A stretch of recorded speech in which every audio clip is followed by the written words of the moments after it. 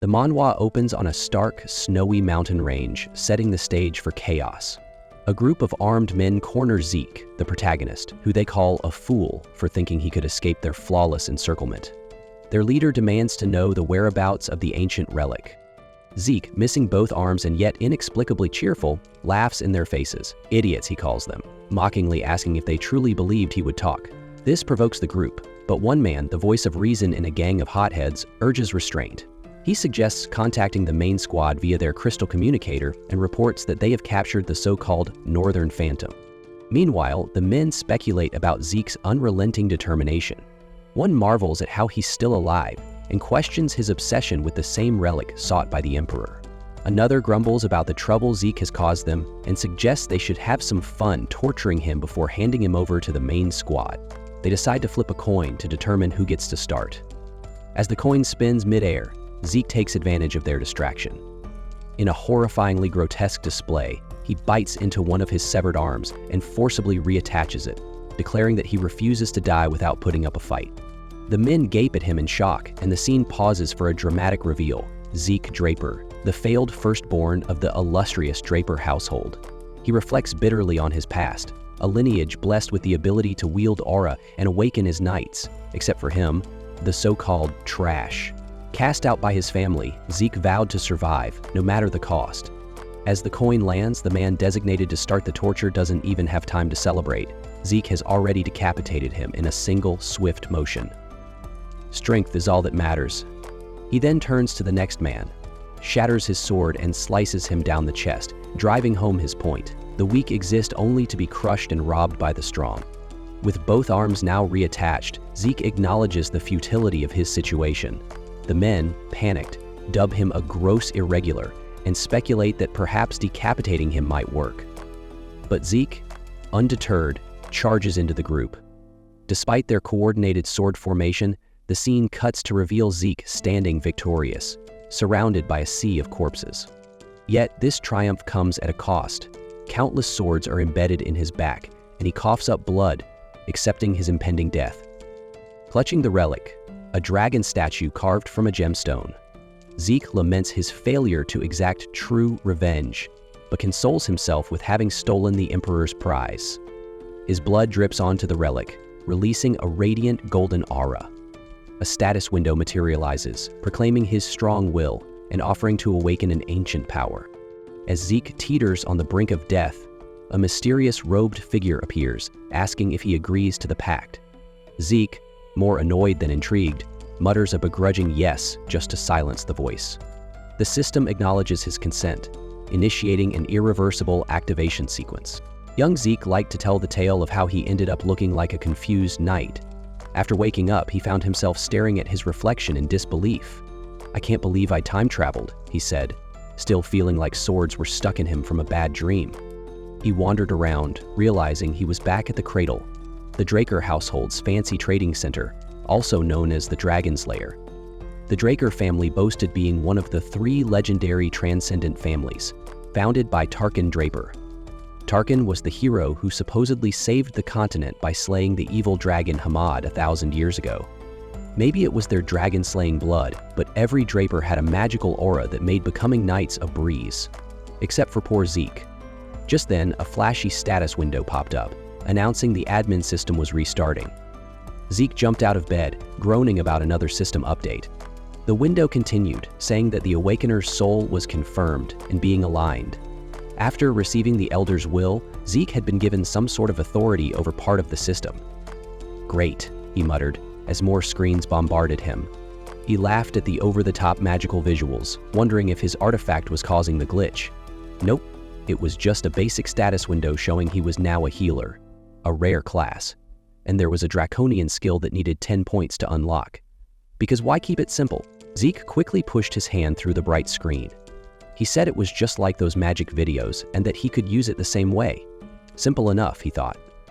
As he got closer, he wondered what class skill meant, since it was written in Draconic, a language no one used anymore. His master had told him that long ago. People chose classes based on what they were good at. Each class had special moves called skills.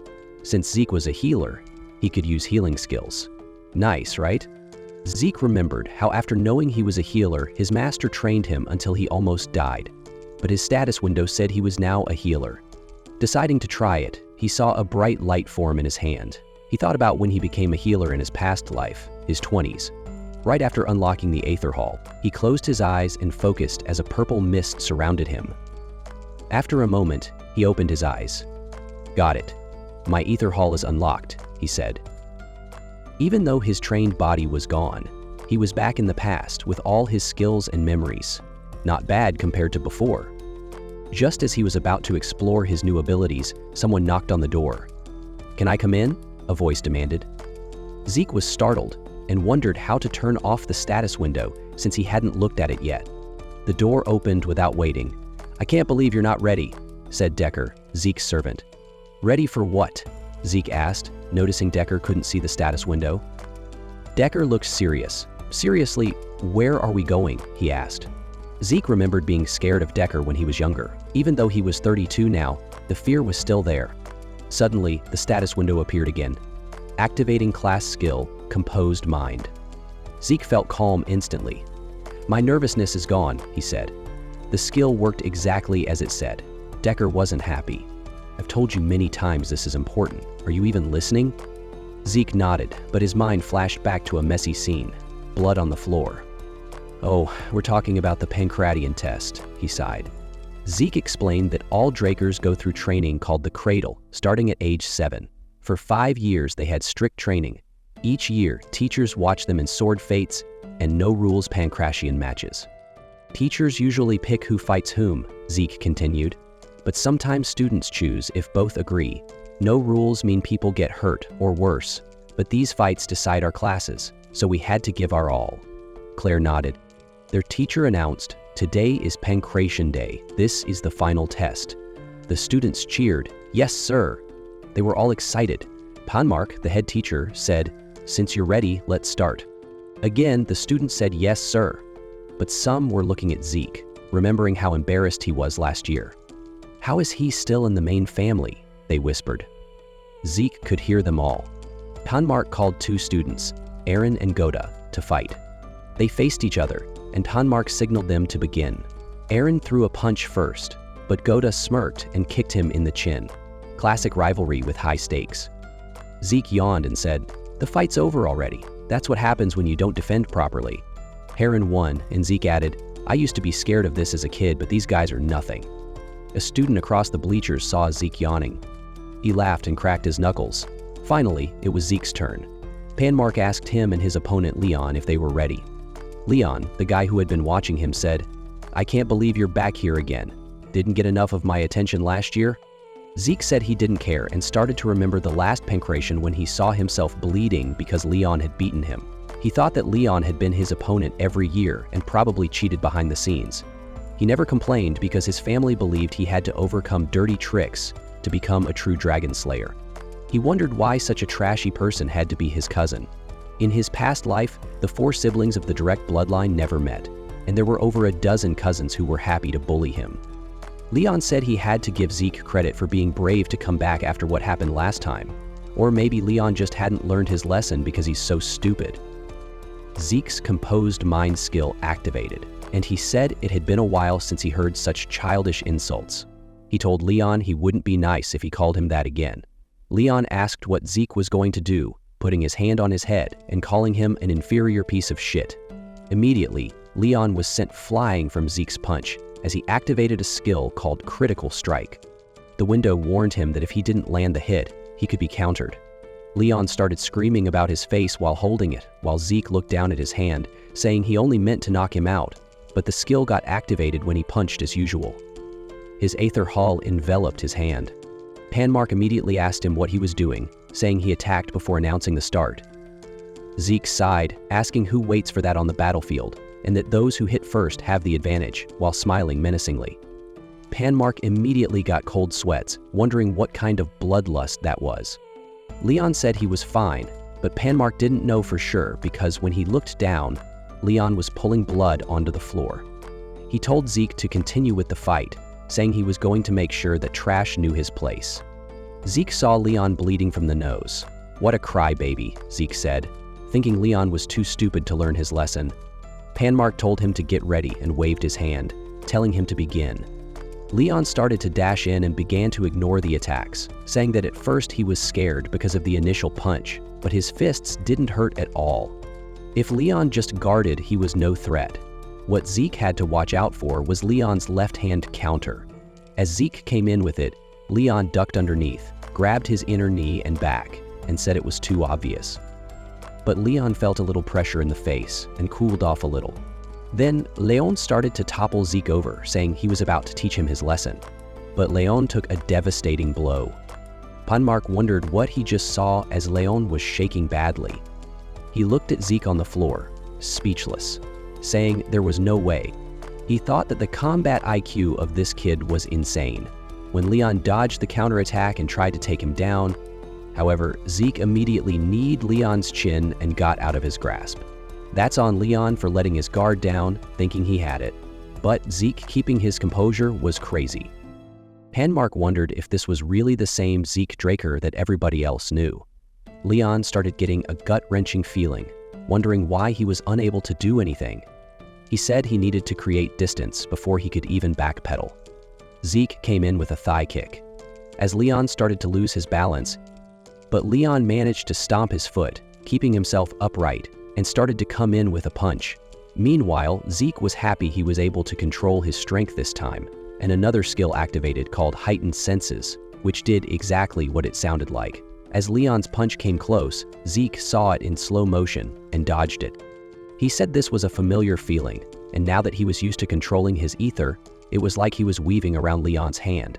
Zeke immediately prepared for a throw, slamming Leon straight into the ground, using his own momentum against him, shattering the arena. Panmark and the other students stood in disbelief, wondering what had just happened. But Zeke continued by using another skill called Precise Stab, elbowing Leon in the chest. It cracked Leon's sternum, causing critical damage. Zeke then raised his hand, saying that even an idiot like Leon needed to learn his lesson, as he started to imbue aura into it. Leon faintly got the word stop, but Zeke didn't listen. He hit Leon in the face over and over as everyone watched in fear. Finally, Zeke stood up with blood on his hands and Leon's. He told them that this was the consequence of messing around and finding out. Then he said his head felt better now that he had sweated a bit, and he could recognize some of the people there. He told them to stop just staring and to come down if they had something to say to him. One of the students stands up laughing and declares that he chooses Zeke as his opponent because he has something to settle with him. Zeke quickly recognizes him as Jackin Verdick, another one of his cousins. Accepting the challenge, Zeke adds a twist, calling out Jackin's servant, Liam Stone, to join the fight as well, saying it would make things fair. Jackin, insulted by this, snaps back, but Zeke mocks him, calling him a dumbass. Jackin grows furious, and both he and Liam step onto the stage. Before the fight begins, Panmark, the instructor, warns Zeke not to make a move until he gives the signal. Zeke, smiling confidently, finds it amusing to face Jackin and Liam, knowing how significant Liam will become in the future. He recalls that Liam, once Jackin's servant, went on to rise through the chaos of war, becoming the legendary mercenary king by uniting the strongest mercenary groups under his leadership. When Panmark finally signals the start, Jackin launches a surprise attack, but Zeke easily catches his fist mid-air. Zeke taunts him, saying he should have listened and attacked together with Liam. Furious, Jackin tries an overhead kick, but feels immediate pain in his leg as Zeke blocks it with ease. Zeke mocks him again, noting he should have paid attention before attacking. Taking advantage of Jackin's moment of distraction, Zeke charges forward. He imbues his fists with aura and lands a series of calculated attacks, exploiting Jackin's injured leg. Zeke lands a low kick and follows it up with a punch that sends Jackin sprawling to the ground, coughing up blood. Jackin, defeated and humiliated, yells for Liam to take over and kill this asshole. Liam finally steps forward, taking his hands out of his pockets. Zeke, noticing Liam's massive build, wonders how a 12-year-old could possibly look so intimidating. He realizes Liam's reach will be a major challenge and decides not to let him take the lead.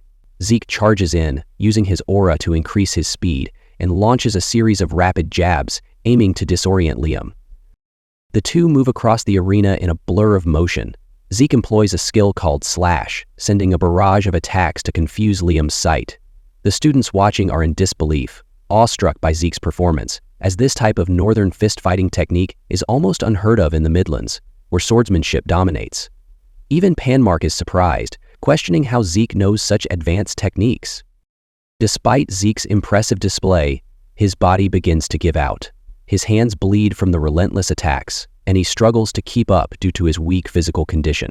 Meanwhile, Liam remains unshaken, tanking every hit without dodging or counterattacking, and wonders why he's holding back now.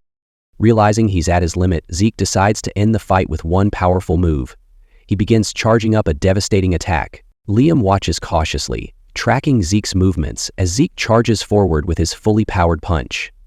Before the punch even connects, it generates a visible shockwave, but Liam reacts quickly, dodging to the side and pushing Zeke's arm away.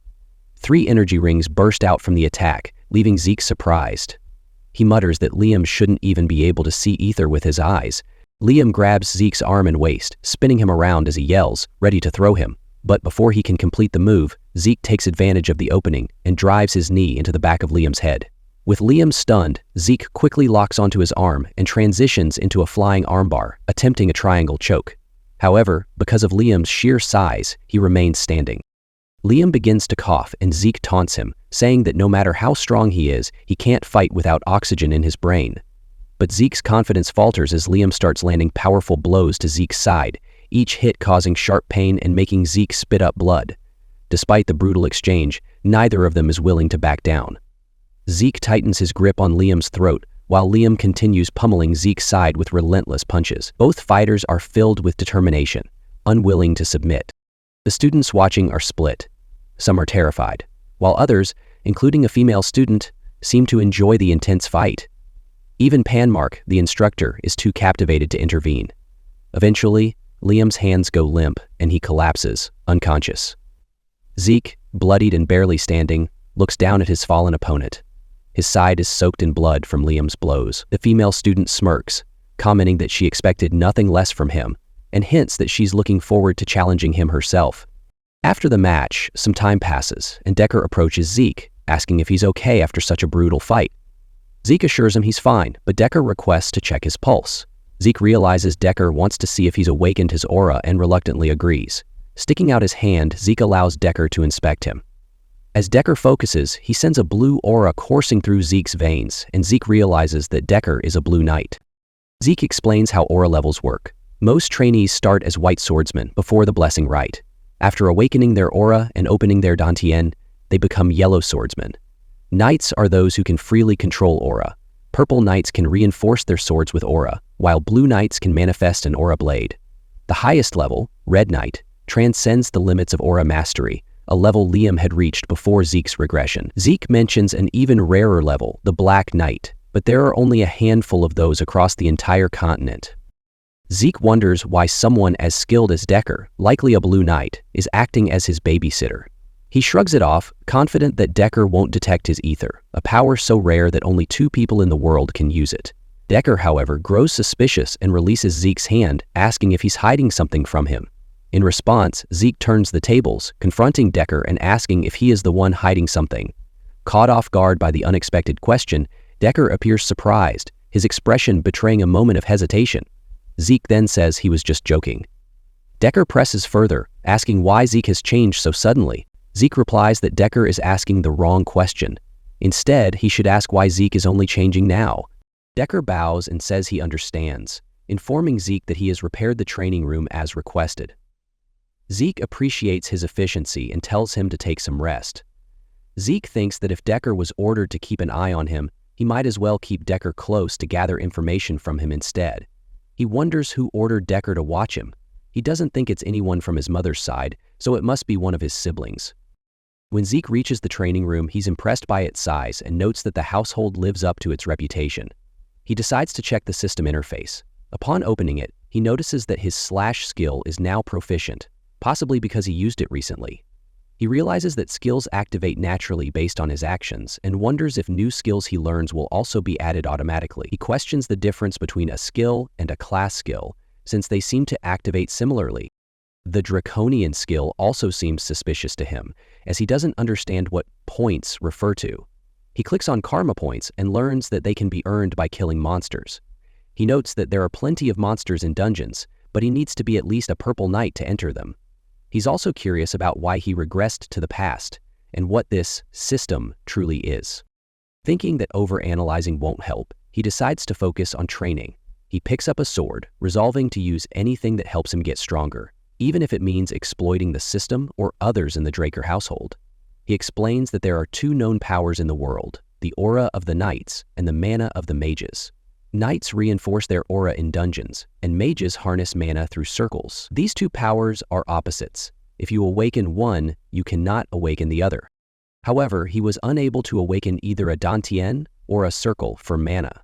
Abandoned by his family, he met his master during his wandering days. His master taught him many things, but the most useful was the healing in Aether Hall.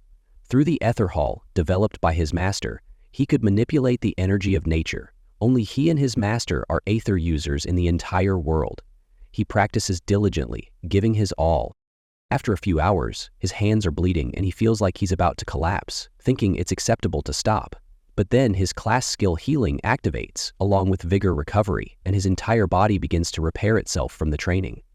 He explains that healing is a very rare skill he didn't know existed before meeting his master. If he used it in front of others, they would see him as an anomaly, which is why he couldn't use it during his fight against Liam. He had to heal himself quickly after returning to his room. Now that he's recovered, he continues training again. This is why healing is so powerful. Train, heal, repeat. As it gets dark, he sighs, realizing it's already dinner time. He wonders what to say to Decker, as he has left marks all over the training area. The scene then shifts to a week later at the Cradle cafeteria. Some people are gossiping about how much Zeke has changed, suggesting he might have learned dark magic. Other students hope he continues to humble the top students. In a separate room in the cafeteria, there's a lavish feast. Someone is enjoying the food, eating steak, while others have less luxurious meals. It's his cousin, Raina Turin, who was watching his fight with Liam. There are other people there as well. One student mentions that even if they don't have an appetite, they should eat to have energy for the upcoming swordsmanship duel. This student's name is Owen, and he's talking to Leon, who asks if Owen is trying to irritate him. Owen says he was just being considerate, but guesses that Leon's inferiority complex is causing issues. Leon becomes angry and slams the table, causing Raina to drop her steak. She glares at him for interrupting her meal. Leon grows nervous. Jackin is there too, asking what their plan is to deal with Zeke. Owen remarks that while Zeke's fight was intense and impressive, he'll be lacking in swordsmanship, questioning what Zeke can do when he can barely hold up his sword. Leon tries to agree, saying that Zeke had to get a custom sword because the regular ones were too heavy. He insists it doesn't make sense for him to lose to someone so inferior, and is sure they saw that Zeke only won by luck. Raina seems annoyed by his excuses, and Leon can't even lift his head to look at her. She tells him that if he truly believes that, then he has no right to be a knight of the Draker household, and she walks away from the table. Zeke explained, about the upcoming sword duel, unlike Pancration, this upcoming event used real swords, which was why it caused most of the incidents within the Cradle. He added that a month after the final exams, the Blessing Rite would take place, an event where Drakers awaken their auras. Hanmark called Zeke to step forward. As Zeke carried a comically oversized sword on his shoulder, the crowd erupted in laughter. They teased him, joking that he must be trying to look stronger than he actually was. Amid the laughter, Raina called out to Zeke from the other side of the platform. When Zeke turned to look, he saw her confidently walking toward him. Meeting in the middle, Raina told him she had specifically chosen him as her opponent. Zeke responded that it was a good choice and that he was happy to accept her challenge. Raina noted how effortlessly Zeke was lifting his massive claymore, and remarked that he didn't seem like the same Zeke she had once known, the one who could barely hold a sword. She wondered aloud if his growth was due to his larger stature, observing that his aura now seemed intimidating. However, she quickly dismissed her thoughts, reminding herself to stay focused before their duel. Zeke admitted that facing the Lightning Knight made him nervous, but he promised to do his best, as always. He recalled that Raina, known as the Lightning Knight, had earned her title during the Continental Wars. She was regarded as one of the most talented Drakers of her generation, having awakened her aura years ago, even before undergoing the Blessing Rite. However, she had refrained from using her aura in the Cradle, opting to focus on perfecting her fundamentals instead. Hanmark signaled the start of the duel, and Reina immediately lunged with a thrust. Zeke parried her first strike, but she quickly shifted her position and charged again, pressing her advantage. This time, Zeke couldn't parry. He had to block the attack with his sword, which sent him skidding across the arena. He managed to stop his momentum by leaning forward, but realized that Reina was even stronger than he had expected. Still, he decided, she wasn't unbeatable. As Reina moved in for another attack, the spectators shouted that she needed to stop toying with him. Jackson, another cadet, scoffed, wondering aloud if Zeke was foolish enough to believe Reina was holding back. Now familiar with her style, Zeke began deflecting her strikes with increasing precision. Reina acknowledged that while Zeke's defenses had narrow gaps, his timing and movements made it feel as if he were training her rather than dueling. Their swords clashed again, sending sparks flying, but this time Reina pulled back, clearly winded. Zeke sighed and commented to himself that this was the way the Lightning Knight had always fought, honest and deliberate, as expected from someone obsessed with mastering the basics. However, he concluded that her focus on fundamentals was holding her back, and he resolved to help her break out of her shell. Lowering his stance, Zeke prepared for his next move. Reina observed him cautiously, guessing that he intended to close the gap between them. She reminded herself of her speed advantage and braced herself to react. But while she was lost in thought, Zeke had already closed the distance. He swung his sword downward, forcing her to step aside. She assured herself that as long as there was space between them, she could anticipate his moves. Zeke then began digging into the arena with his sword, creating a wide swipe that sent debris flying toward Reina. As expected, she backpedaled to avoid the attack, but the debris struck her face, catching her off guard. When she regained focus, she realized too late that Zeke had already closed the gap again. He swung his sword directly toward her throat, and she thought the duel was over. However, instead of landing the final blow, Zeke's sword flew through the air and landed far behind him. A faint blue aura surrounded Reina, and the crowd erupted in praise, impressed that she had defeated Zeke without even using her aura. But Handmark, observing closely, revealed that Reina had used the smallest amount of aura, so faint it was barely noticeable. Despite her strict adherence to the promise of not using aura in the cradle, Zeke had managed to force her to break her own rule. Zeke asked Reina what she was doing as she knelt on the ground, clearly furious with herself. Without waiting for an answer, he declared that their duel wasn't over. Then, in a move no one saw coming, he abandoned his sword and landed a fist straight to her throat. The crowd collectively gasped as Reina coughed up blood and collapsed to her knees. Leon immediately shouted in outrage, reminding everyone that this was supposed to be a sword duel and accusing Zeke of foul play. The crowd wasn't having it. They piled on Leon, pointing out that a true knight never abandons their sword and insisting that Reina had already won. Zeke, unfazed by their shaming, stood tall. Because, in his mind, a win was still a win. Reina, struggling to her feet, met Zeke's gaze. He asked if she wanted to continue, but Reina, between labored breaths, refused to back down. She claimed he only managed to land a hit because she let her guard down. Realizing how ridiculous that sounded, she stopped mid-sentence, conceding that if Zeke had used a dagger instead of his bare fist, she'd probably be dead. Swallowing her pride, she admitted defeat. The crowd was stunned. Just weeks ago, Zeke was widely considered the bottom of the barrel, a nobody. Yet here he was, victorious against one of the most talented prodigies among the noble houses. Owen and the others couldn't believe their eyes. The scene shifted to a castle overshadowing a city in flames. Below, knights were tossing bodies into a pit already overflowing with corpses. Inside the castle, a man named William stormed into an office, splattered with blood, incredulously announcing that Zeke had defeated Reina. Sitting calmly amidst the chaos, Abel sipped tea and dismissed William's dramatics, reminding him that he was always too serious. Changing the subject, Abel asked how much time remained until the blessing rite. William replied that they had until the next full moon. Abel stood up, casually stepping over bloodstains, and announced that this was the perfect moment to pay the Draker family a visit. William, concerned, asked if Abel planned to go alone. Abel, intrigued by Zeke's unexpected victory, said his curiosity had been piqued and he wanted to see firsthand what kind of awakening their youngest might undergo.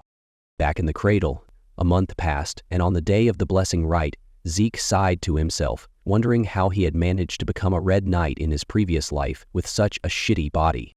Opening his status window, Zeke reviewed his progress. Many of his skills had leveled up, with one even reaching the expert rank. However, his slash skill stubbornly remained at the beginner level. Zeke explained that once a skill surpassed the expert level, the mastery reset when it ranked up. He also noted that he'd managed to improve his mastery of swift steps, a skill he had gained during his duel with Reina. As he reviewed his progress, Decker approached and informed him they would be leaving in 2 hours. Zeke nodded, telling him to get everything ready. 2 hours later, Zeke climbed into a carriage alongside Decker, commenting that it had been a while since he'd visited the main estate. The Draker family's estate, known as the Dragon's Nest Lair, was situated within the Duchy of Troy. The estate wasn't just any home. It was a storied place where the legend of the Dragonslayer began. Although the Draker family's main residence was located at the Four Seasons Fortress in Middleland, tradition dictated that the blessing rite be held at the Dragon's Nest. The carriage came to a halt, and as Zeke stepped out, the imposing sight of the Dragon's Nest Lair loomed before him. Enmark bellowed, ordering the cadets to stand at attention. Zeke scanned the room and suddenly realized that most of the onlookers were big names, people you'd typically see in the headlines. He figured his family had sent spies too, likely hoping to keep tabs on him. Not that it mattered though. He was convinced they'd lose interest the moment he inevitably failed his awakening. His annoyance deepened as he spotted a familiar face in the crowd. Clenching his fists, he muttered under his breath, wondering what that guy was doing here. Nearby, Abel greeted someone casually, who asked if he was scouting any of the cadets. Abel replied that he wasn't there to scout. He had a more personal reason. His adorable younger brother was among the cadets, and that brother was none other than Zeke. Zeke locked eyes with Abel, but instead of awe, his gaze was filled with disdain. He thought the nickname Lion's Blade was far too noble. Butchering Knight would have been more accurate. He quickly looked away, telling himself to calm down, since there was nothing he could do about it now. In his past life, Abel would never have shown up for the blessing rite, and Zeke couldn't help but wonder if his actions had somehow altered the future. He glanced at his scarred hands, the evidence of his hard work, and decided that if things had changed, this might actually be a good opportunity. Handmark's booming voice snapped him out of his thoughts, announcing the start of the blessing rite and calling Aaron forward. Aaron stepped up, rolling back his sleeve before plunging his hand into the water near the chalice. As blood dripped into the pool, a blue aura began to swirl around him, even enveloping the knight statue beside him. Zeke noted that the aura would flow into Aaron's dantian, expanding it and creating a vortex that spread through his body. As the ceremony continued, Handmark called up the next cadet. Zeke explained that some rare cases awaken not only their aura, but also a powerful trait of the Dragonslayer lineage called mana inhibition. Right on cue, the lights flickered before turning a deep red. The onlookers murmured in surprise as Zeke calmly remarked that those with mana inhibition were as strong as yellow knights. Some even rivaled the red and black knights and underwent what was known as pure blood awakening. The source of the phenomenon was revealed to be Reina. Handmark quickly called for special gloves, as Zeke explained that mana inhibition required them to live a normal life. Those who demonstrated a pure blood awakening were formally recognized as Drakers and granted the full support of the family, a package deal that came with unimaginable privileges. One by one, the cadets underwent their awakenings until finally all eyes turned to Zeke. The spectators buzzed with excitement, speculating about what kind of awakening he'd have.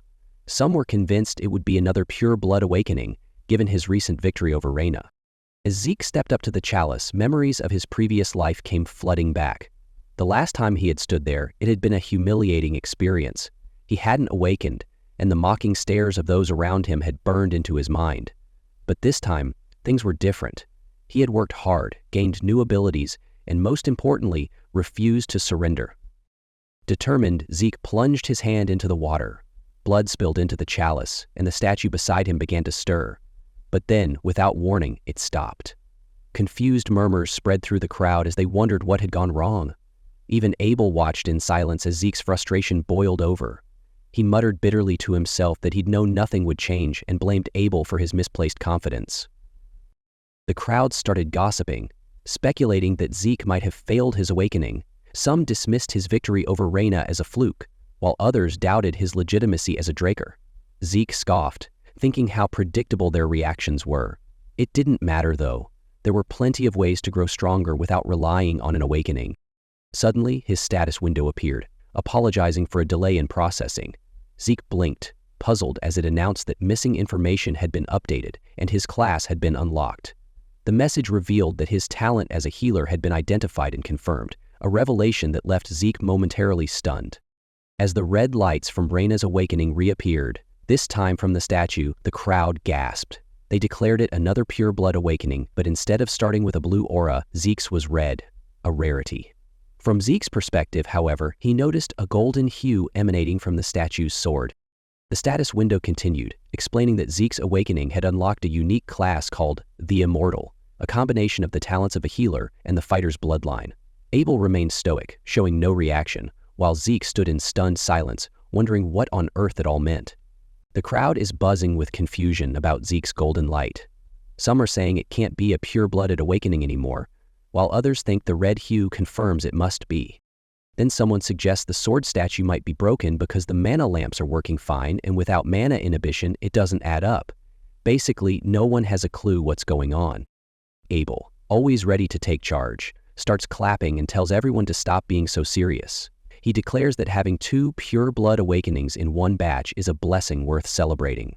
Like obedient puppies, everyone immediately starts clapping along, pretending they're thrilled.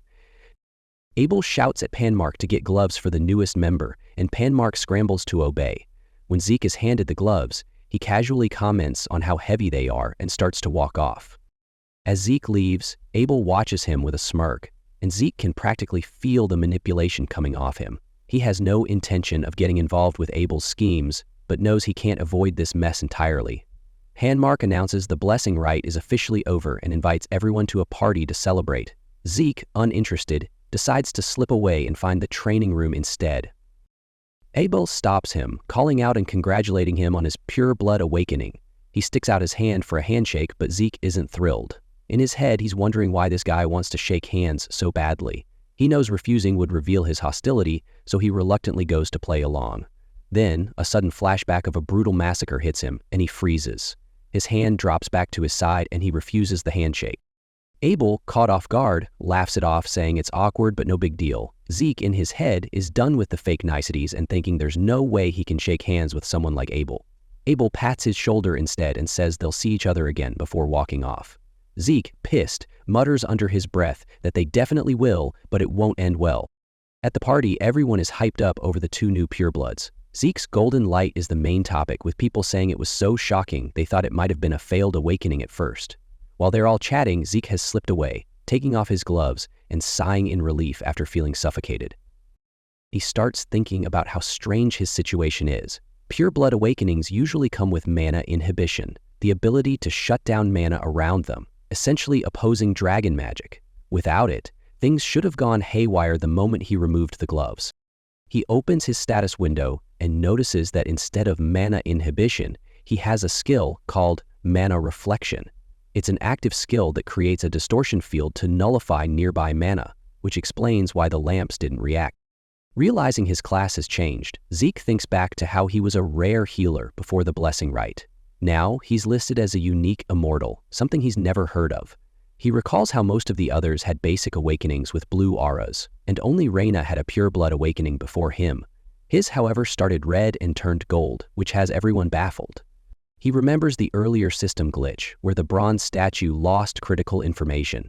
It clicks for him. The statue doesn't just determine if someone has awakened, it identifies their class. The red light and golden glow were the system struggling to process his unique classification. The red light from Zeke's awakening wasn't some legendary pureblood signal like everyone thought. It turns out it's an ancient relic glitch. The bronze statue, a relic from way before Terrakin, the founder of the Drakers, was originally designed to classify classes, back when that was a thing. Now, it's just used to check if someone has awakened the red light. That was actually a rare class indicator, but everyone's been clueless, calling it pure-blooded awakening instead. Zeke sighs, thinking the family heads are absolute clowns for never catching this. Then he remembers his karma points. He wonders if they're a bonus from the awakening ritual and decides to spend them. Opening the draconian skill menu, he sees skills like Dragon Eyes, Might of the Dragon, and Devour. Dragon Eyes gives detailed info on people. Might of the Dragon makes everyone around him bow to his aura. And Devour is, well, for stuffing his face like a dragon-sized pig. Zeke debates for a bit, but he's not stupid. He opts for Dragon Eyes and Might of the Dragon, skipping Devour because, let's face it, he's not about to waste points on a skill that screams, I eat everything. After unlocking the skills, he decides Might of the Dragon is too risky to use in public and activates Dragon Eyes instead. His eyes transform into glowing dragon eyes and a golden aura radiates around him.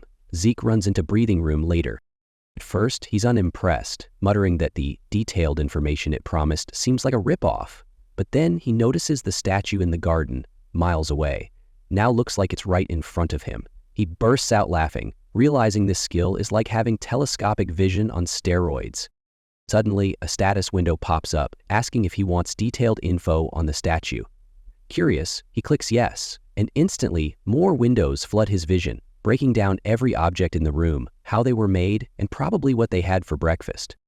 It's so overwhelming that Zeke's head starts pounding, and he nearly collapses into a chair.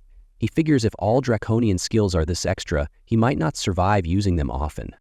But then his class skills kick in, specifically healing factor and vigor recovery, refreshing him in seconds. Zeke didn't even mean to use them, but hey, he's not complaining. He notices something else wild. His class skills have all been converted into passive abilities, and their levels have jumped by 1. Healing factor, for example, repairs his body automatically. He grins, calling it low-key broken. Healing magic is usually a limited, energy-draining pain in the ass, but healing factor is infinite. Naturally, Zeke decides to test it. He grabs a knife, slices his arm open like he's auditioning for a metal band, and watches as his skin repairs itself instantly without even a scar left behind. Zeke decides the Academy's 5-year program is way too slow for someone like him. With his insane skills, he figures he'll finish it in 2 years and still have time to flex on everyone. Speaking of which, we find out that the Drakkar Academy is the top knight training school on the continent, located in the prestigious Duchy of Troy. It's so elite that aspiring knights would literally give an arm or a leg to get in. The semester kicks off with thousands of new students flooding the courtyard, laughing and enjoying their first day. Zeke takes a moment to size them up, noting how the high-ranking students look polished and trained, practically like adults, but compared to the elite warriors raised from the cradle, like himself, they're still second-grade. Among the crowd are kids from the so-called great families, who already seem to have marked their territory. These are the branch families propping up the transcendent Drakkar family, and the top 3 with the most clout are the Turin family, Reyna's crew, the Zimmons family, Owen's gang, and Jackin's family. Even their kids are acting like royalty, strutting around with entourages in tow. Zeke chuckles, finding their antics amusing, but ultimately none of his business. He moves on, heading to the high-class dormitory, Platinum Mansion. He smirks, saying, "It's nice being purebred." This place is decked out with all the bells and whistles, training halls, libraries, and facilities most students can only dream of. Even the elite kids from the cradle can't waltz in here without special access. As a pure-blooded awakener, Zeke gets the ultimate perk, his own platinum floor, an entire private level just for him. A maid greets Zeke at the entrance, offering to escort him to his floor. As it turns out, there's a full staff of maids and butlers waiting to serve him. Zeke sighs, saying it's overkill, even for someone with his status. A butler informs him that Decker is waiting in his room. When Zeke enters, Decker is there to deliver a package, a shiny new pair of gloves. Zeke tries them on immediately, noting how much better they feel than his old ones. He's pleased, and Decker is relieved that he likes them. Feeling fancy with his new gear, Zeke jokes about needing a new sword to match and asks for Decker's opinion. Decker agrees wholeheartedly, pointing out that the Duchy of Troy, with its proximity to Giant's Mountain, is known for excellent iron and master craftsmen. It's practically a tradition for Academy students to start with a Trojan weapon. Decker offers to find a skilled smith, but Zeke already has someone in mind. He hands Decker a note with the name Galleon Halbert. Decker hasn't heard of this smith, but agrees to follow orders. He also reminds Zeke that classes start tomorrow and nudges him to review the documents he prepared. Zeke grumbles about Decker's nagging, but gets to work.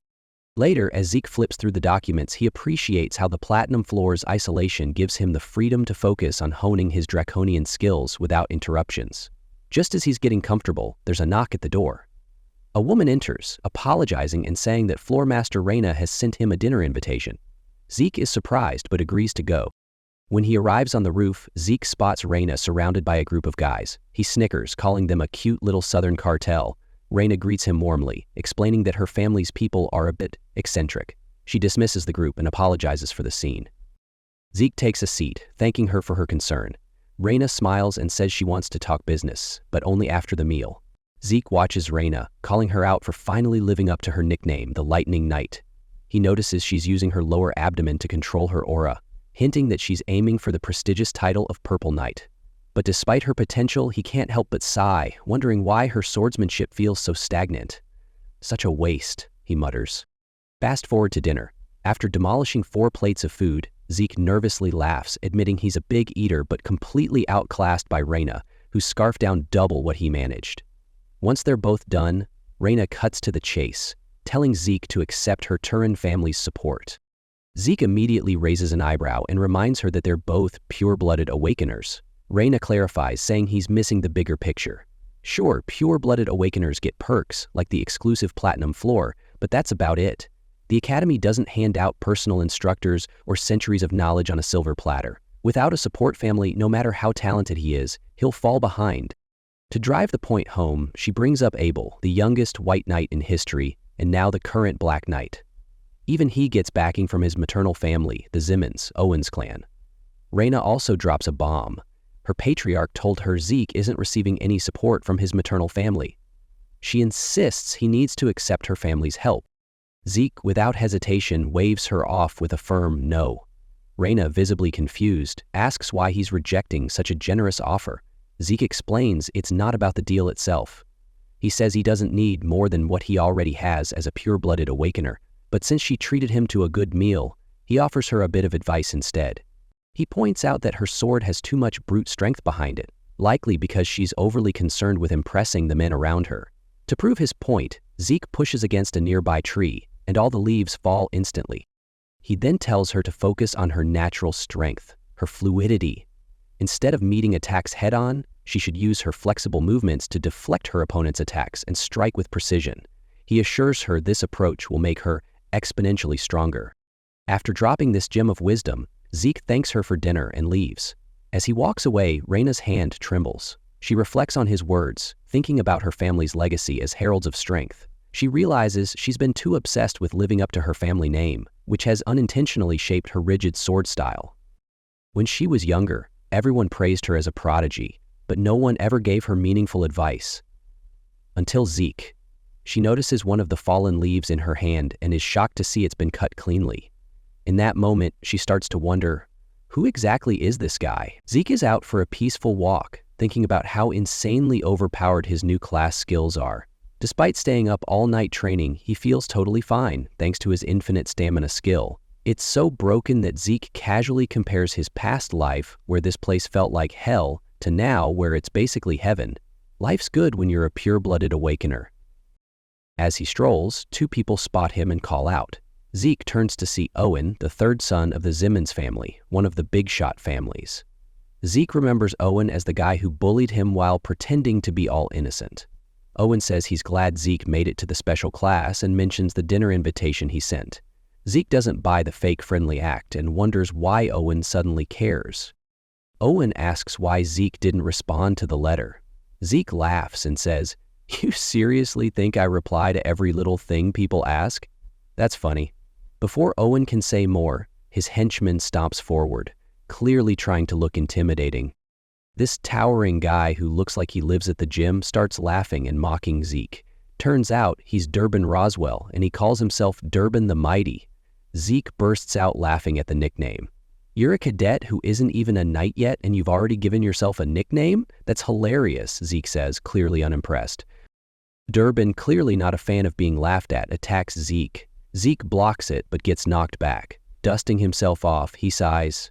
Okay, so the high rankers know basic aura manipulation. Durbin doesn't get much time to celebrate though. Zeke dashes forward faster than Durbin can react, lands a clean punch to his stomach and sends him flying. Durbin hits the ground coughing up blood. Zeke looks down at him and says, "What a joke."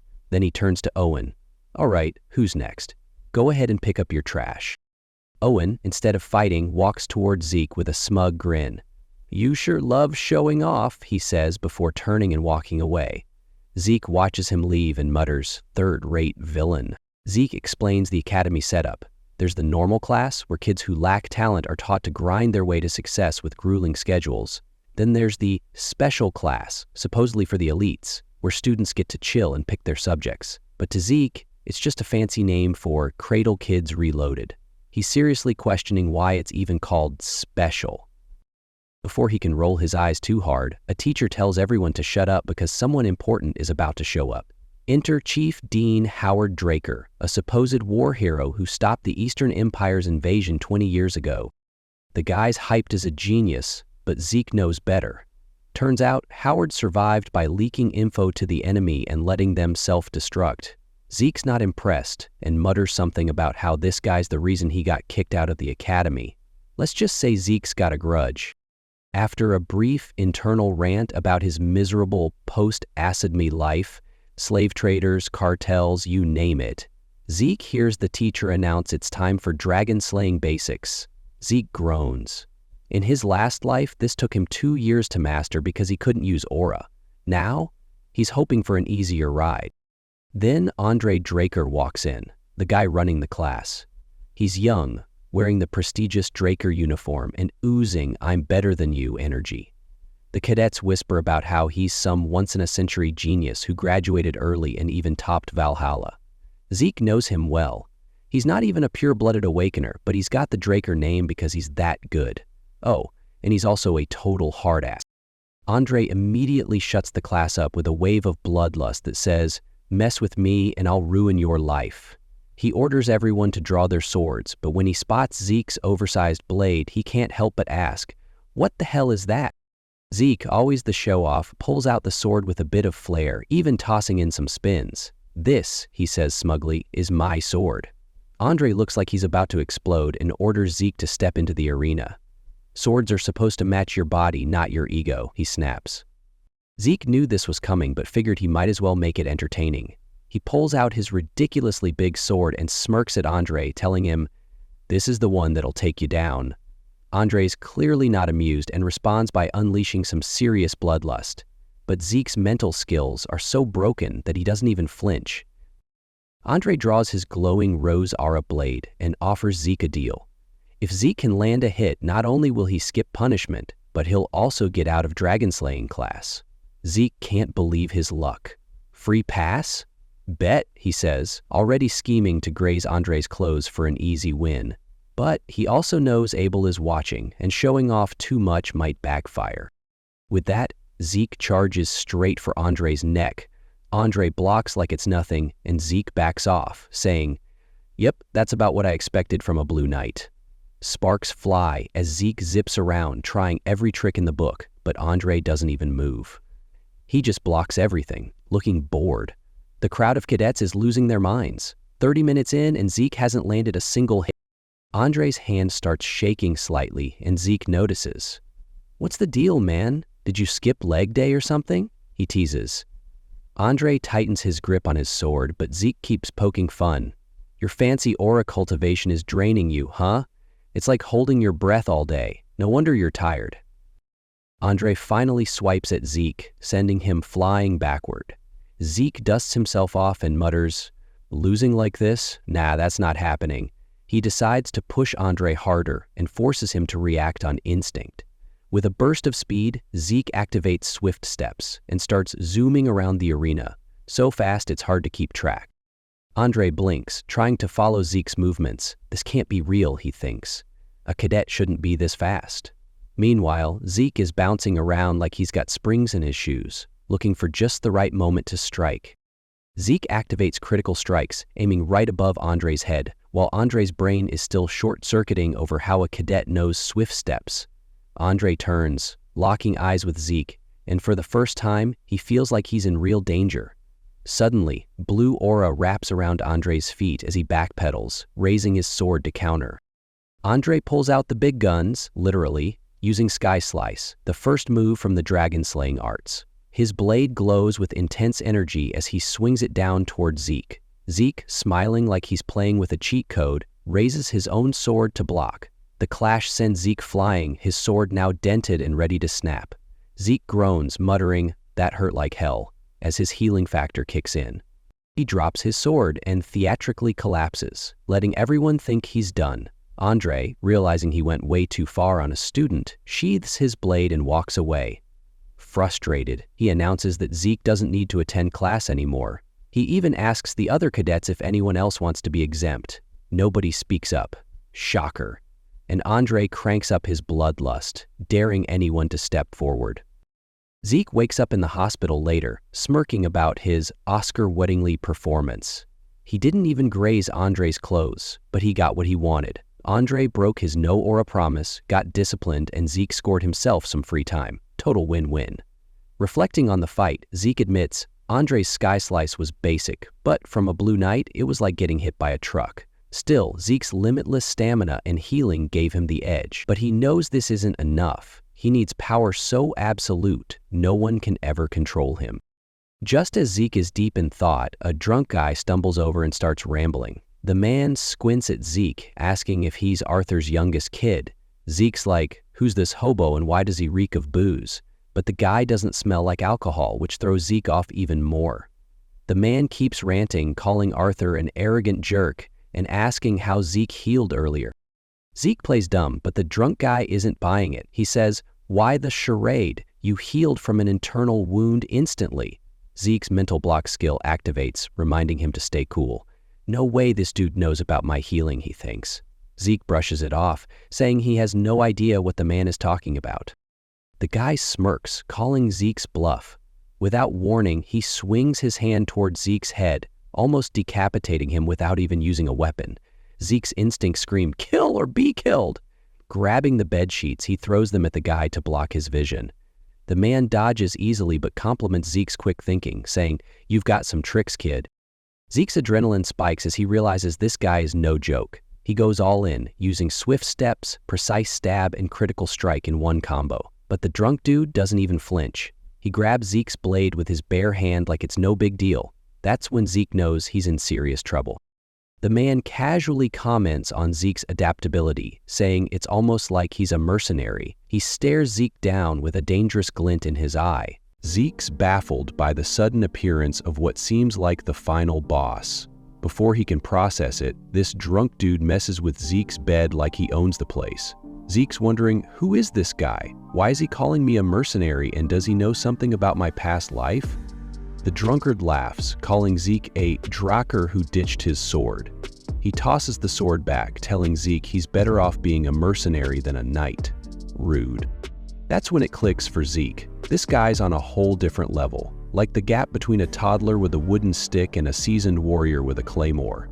Zeke's thinking, this guy could wipe me out in a blink. Must be a red knight at minimum. The drunkard, who we now know as Dexter, looks at Zeke's sword and mocks him, asking why he's using a bargain bin weapon. Zeke's suspicions rise. Maybe this dude's stronger than a red knight.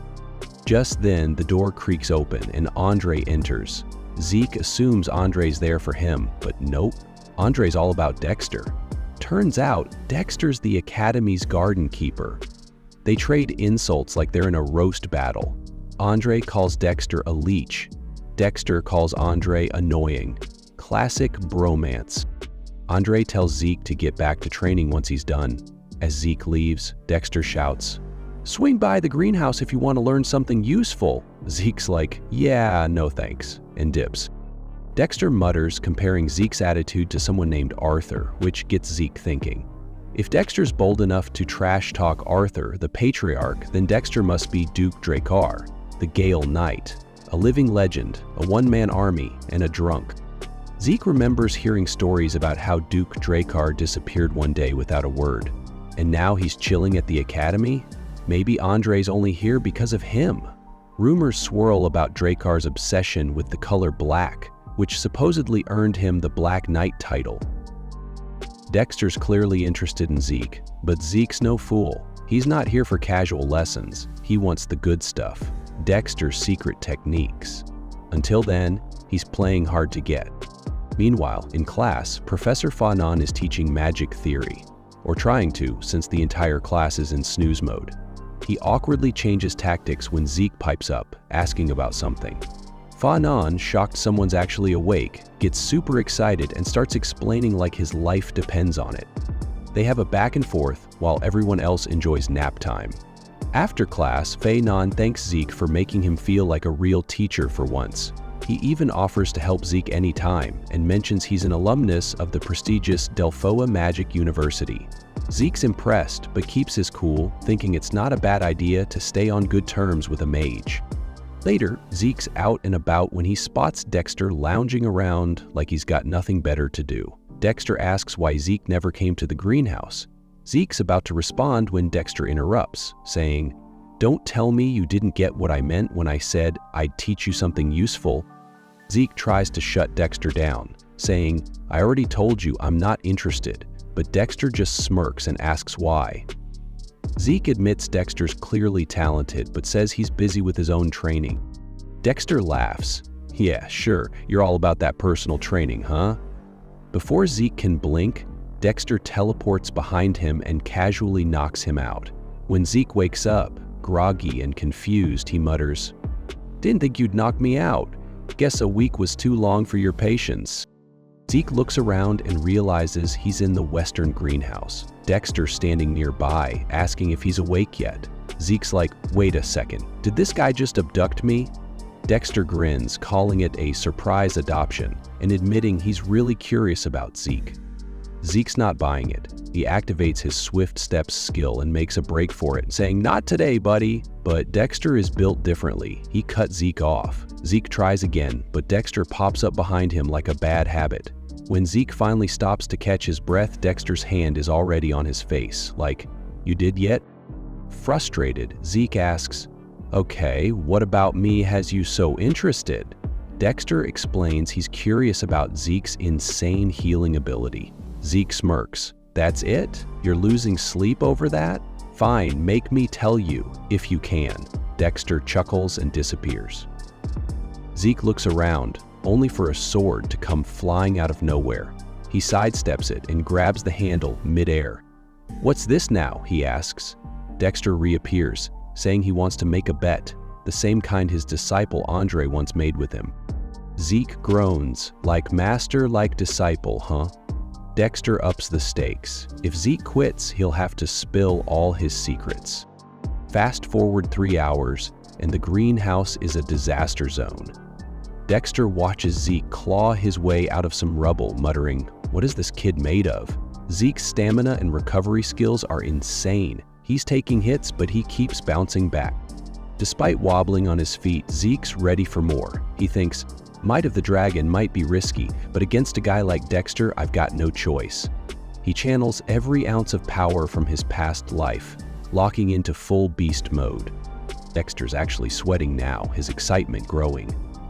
Now this is more like it, he shouts as Zeke surrounds himself with swirling ether, shattering the ground with swift steps. Zeke goes in for a strike, but Dexter sidesteps with ease, mocking him. Fast, sure, but you're nothing compared to the Turin girl. Zeke doesn't stop, coming in with a follow-up. Dexter, clearly loving the fight, finally pulls his hands out of his pockets and channels some aura. Just as Dexter blocks Zeke's attack, Zeke activates Might of the Dragon. The sheer force startles Dexter, who overdoes his block and accidentally shatters the blade. Dexter stares at the broken weapon, stunned. What the hell was that? He mutters. Zeke takes advantage of the distraction, slamming the ground to kick up a smokescreen. Dexter looks around, but Zeke's already using his dragon eyes to see through the haze. He sneaks up behind Dexter, blade ready. It looks like he's landed the hit, but nope, it's just an afterimage. Dexter's real move? A speed dash so powerful it tears the greenhouse apart. Zeke stands there, catching his breath, as the windstorm dies down.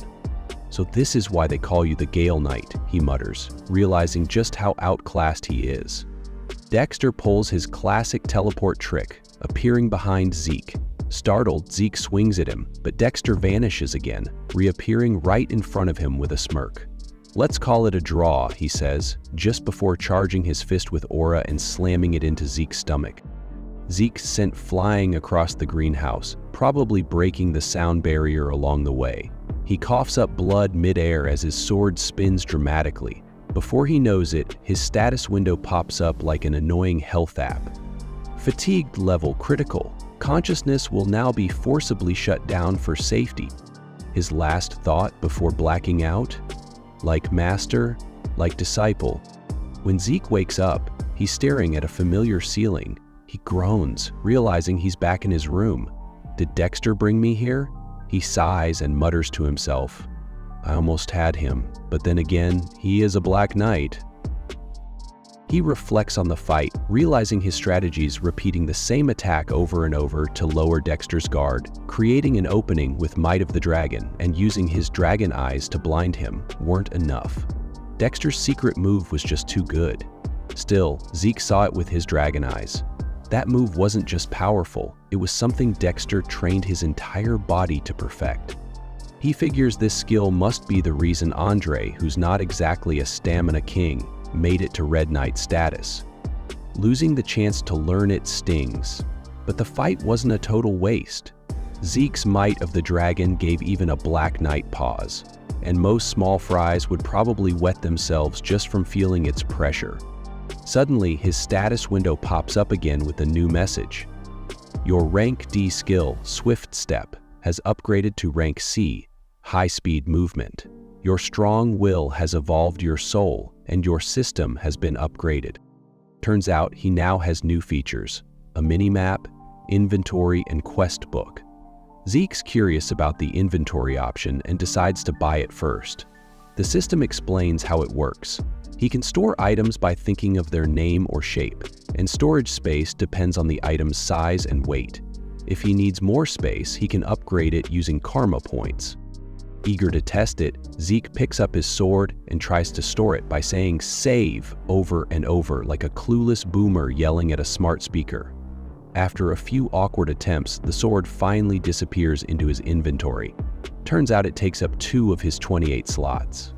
Great! Now he's got the Path of Exile inventory system. To retrieve the sword, he just thinks about it, and boom, it's back in his hand. He's impressed. I thought this was subspace storage, but it's way better, he says. Subspace artifacts are pricey and hard to use, but this inventory system, cheap and upgradable. He realizes how valuable these karma points are and vows not to waste them recklessly.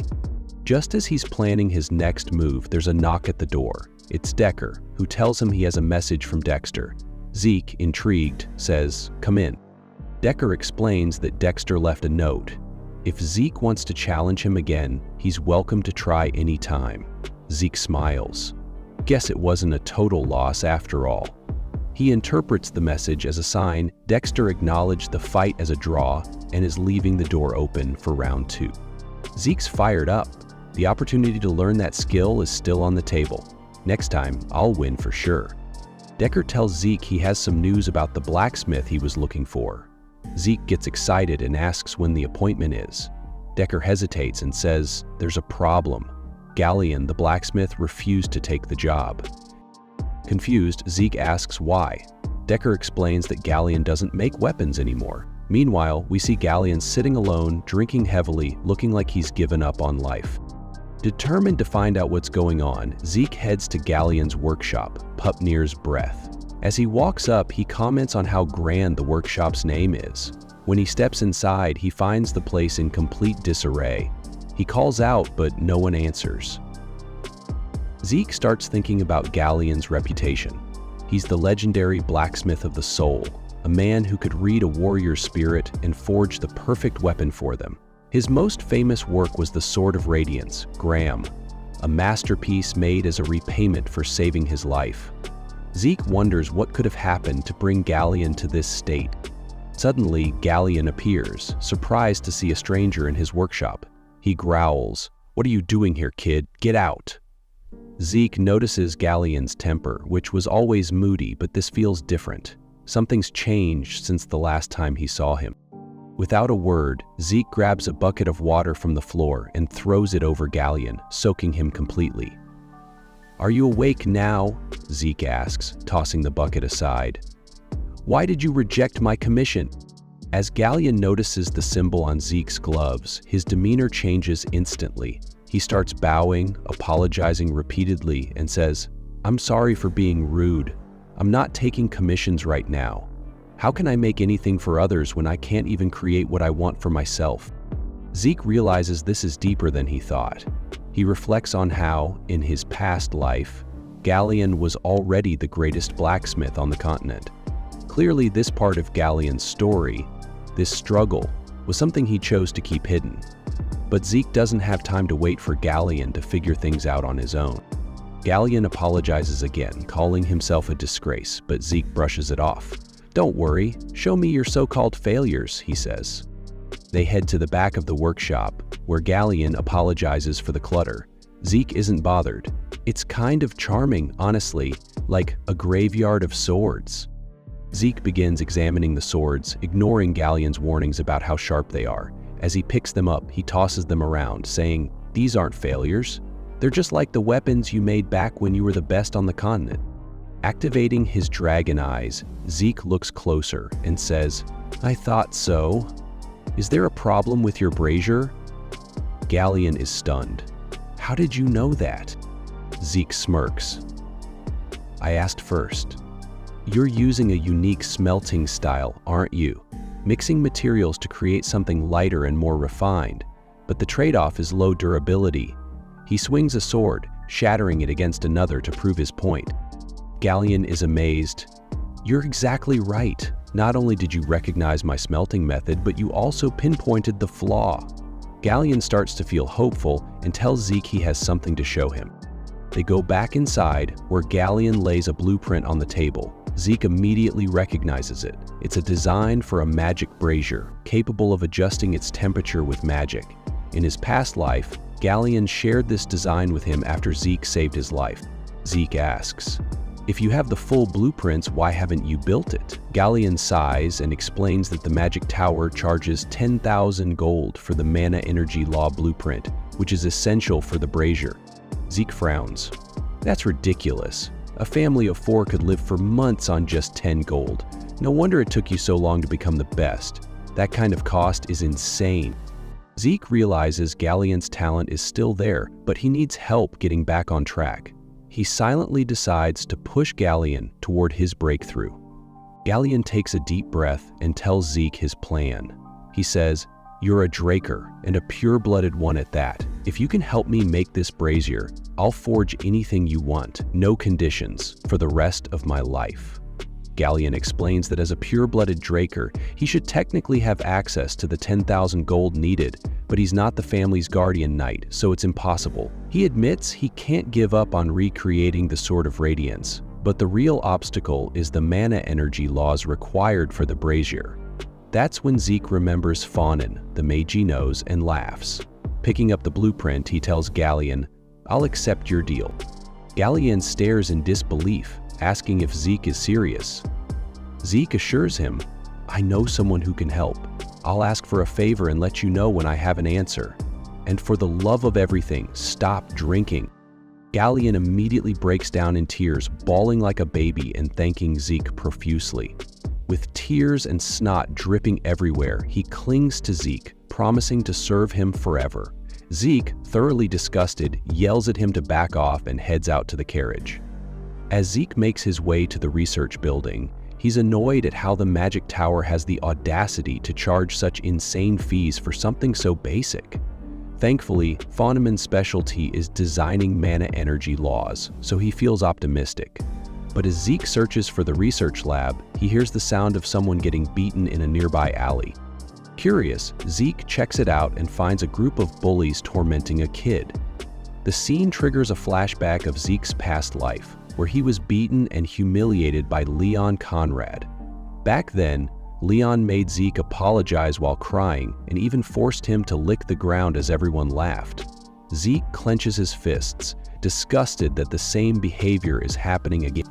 In the alley, Leon is ranting and beating the kid, furious over Zeke's reputation as a pure-blooded awakener. "There's no way that rat could surpass me," Leon shouts, slamming the kid's head into the ground. Zeke steps into the alley and calls out to Leon with a mocking tone. "Already found yourself a new target, huh?" His grin quickly vanishes as he releases a wave of aura. "You've got 3 seconds to plant your heads on the ground." Leon freezes, shocked by Zeke's confidence and the pressure he's radiating. "How dare you talk to me like that? You're just an inferior bastard," Leon yells, ordering his men to attack. Zeke sighs, clearly unimpressed. "Don't blame me for what happens next," he mutters. The first attacker swings, but Zeke easily dodges and counters with a punch to the face, knocking the guy flat. The other two hesitate but charge in. Zeke uppercuts one and sidesteps the other's punch, grabbing the man's arm and using his momentum to throw him into the wall. Not stopping there, Zeke dashes forward, knees another guy in the face, and delivers a brutal kick to the last one's chin. Within seconds, the entire crew is down, groaning in pain. Leon is left trembling, completely terrified. "This can't be real. Is this really the same Zeke?" he mutters, his voice shaking. Zeke walks toward him calmly, his presence radiating menace. "No need to be scared. You already know. It only hurts for a moment," he says coldly. Panicked, Leon draws his sword, his hands shaking so badly it's a miracle he doesn't drop it. "Stay back. I'll cut you if you come any closer." Zeke raises an eyebrow and smirks. "Drawing your blade outside the training grounds. You do know what that means, right?" Leon audibly gulps. Zeke's voice turns serious as he says, "If you're ready to face the consequences, I'll retaliate in the name of honor." The bloodlust Zeke releases is enough to make Leon's knees buckle. Realizing he's way out of his league, Leon drops his sword and starts apologizing, begging for mercy. Zeke stares at him, completely unfazed, and doesn't say a word. Leon starts shaking like a leaf, his face pale as he pleads with Zeke for mercy. The guy's so terrified he ends up wetting himself, calling Zeke "sir" between sobs. Zeke lowers his blade slowly, remembering how he used to grovel like this in his past life, begging Leon for mercy. He sighs, muttering, "I can't believe I was bullied by someone like this." Without warning, Zeke swings his blade upward, slicing off Leon's ear. As blood splatters, Zeke coldly says, "I'll be taking Azira's payment," gesturing to the severed ear on the ground. Leon collapses, bawling and clutching the side of his head, trying to stop the bleeding. Zeke grabs Leon by the hair, pulling his face up. "If I see your ear reattached the next time we meet, I won't stop at just an ear, I'll take your whole head." Then, as if to make his point clear, Zeke slams Leon's face into the concrete, leaving blood splattered everywhere. Zeke stands, dusting himself off and letting out a tired sigh. As he starts to leave, a voice calls out to him from behind. It's Liam, the kid Leon and his crew were bullying. "Why did you help me?" Liam asks. Zeke turns back, shrugging. "I didn't help you, I was helping myself." Without another word, he walks away, thinking to himself that maybe hanging around Galleon is starting to rub off on him. He almost said something cheesy back there. Zeke finally makes it to the research lab and presents the blueprint to Fanon, asking if the brazier can be built. Fanon wastes no time saying, "Yes, it's possible, but let me explain the details first." He breaks it down. The design is simple, but the problem lies in the core, which is crucial for power output. The core needs to be small, produce a lot of power, and have a way to adjust output without delays. Zeke asks again if it can be done. Fanon offers two options. The first, redesign the core from scratch. The downside, it'll take 10 to 15 years to complete. Zeke, startled, is like, "Yeah, no thanks." The second option, use a high-compression mana stone as a substitute for the core. This would save time, but the problem is cost. High-compression mana stones are rare ancient artifacts, and just finding one would cost over 3,000 gold. Zeke frowns. "That's not ideal," he mutters, realizing that 15 years is way too long, but 3,000 gold is a fortune. He sighs, thinking about how much he needs the Sword of Radiance. Everyone assumes he's an aura user thanks to his performance at the Blessing Rite, but the truth is he can't use aura at all. The effects back then were created with aether and healing techniques, not aura. Aether is powerful but incredibly hard to control, and without it, Zeke can't use most sword skills. Even the skill his master taught him, Spirit of the Soul, only lets him reinforce his body and swing his blade. Aura, on the other hand, is way more versatile and user-friendly, which is why he desperately needs that sword. As Fanon rambles on about how impressive the blueprint is, Zeke suddenly gets an idea. "Why didn't I think of this before?" he says, grinning. Fanon looks confused and asks where he's going. Zeke laughs and replies, "Relax, I'm not asking you to take 15 years. I'll bring you a high-compression mana stone myself." Zeke starts explaining the history of the Golden Age. After the Liberation War, when humanity defeated the dragons, countless relics and magical artifacts were discovered in dragon layers.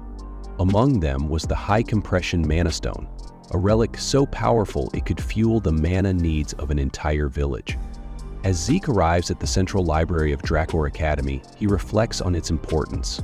Despite being rarely used, the library is carefully maintained because it's believed to have been established by Tarkon Drakor himself, the Hero King. Zeke is determined to find what he needs there to bring his plan to life. While expanding a records room, relics from the Golden Age were discovered. This led to the Magic Tower and the Archmage of Nirvana, one of the top dogs in the three great families, getting involved in the excavation. Over a few months, countless relics were uncovered, and the news spread everywhere. Or at least, that's how the story will go in about 10 years. As Zeke heads to the library, he sighs. Nobody's found these relics yet. Heck, no one even knows they exist. He mutters to himself about how it could take all day to search and still come up empty-handed. Then, with a flick of determination, he activates his dragon eyes. It doesn't take long before he spots a faint reddish glow on one of the floor tiles.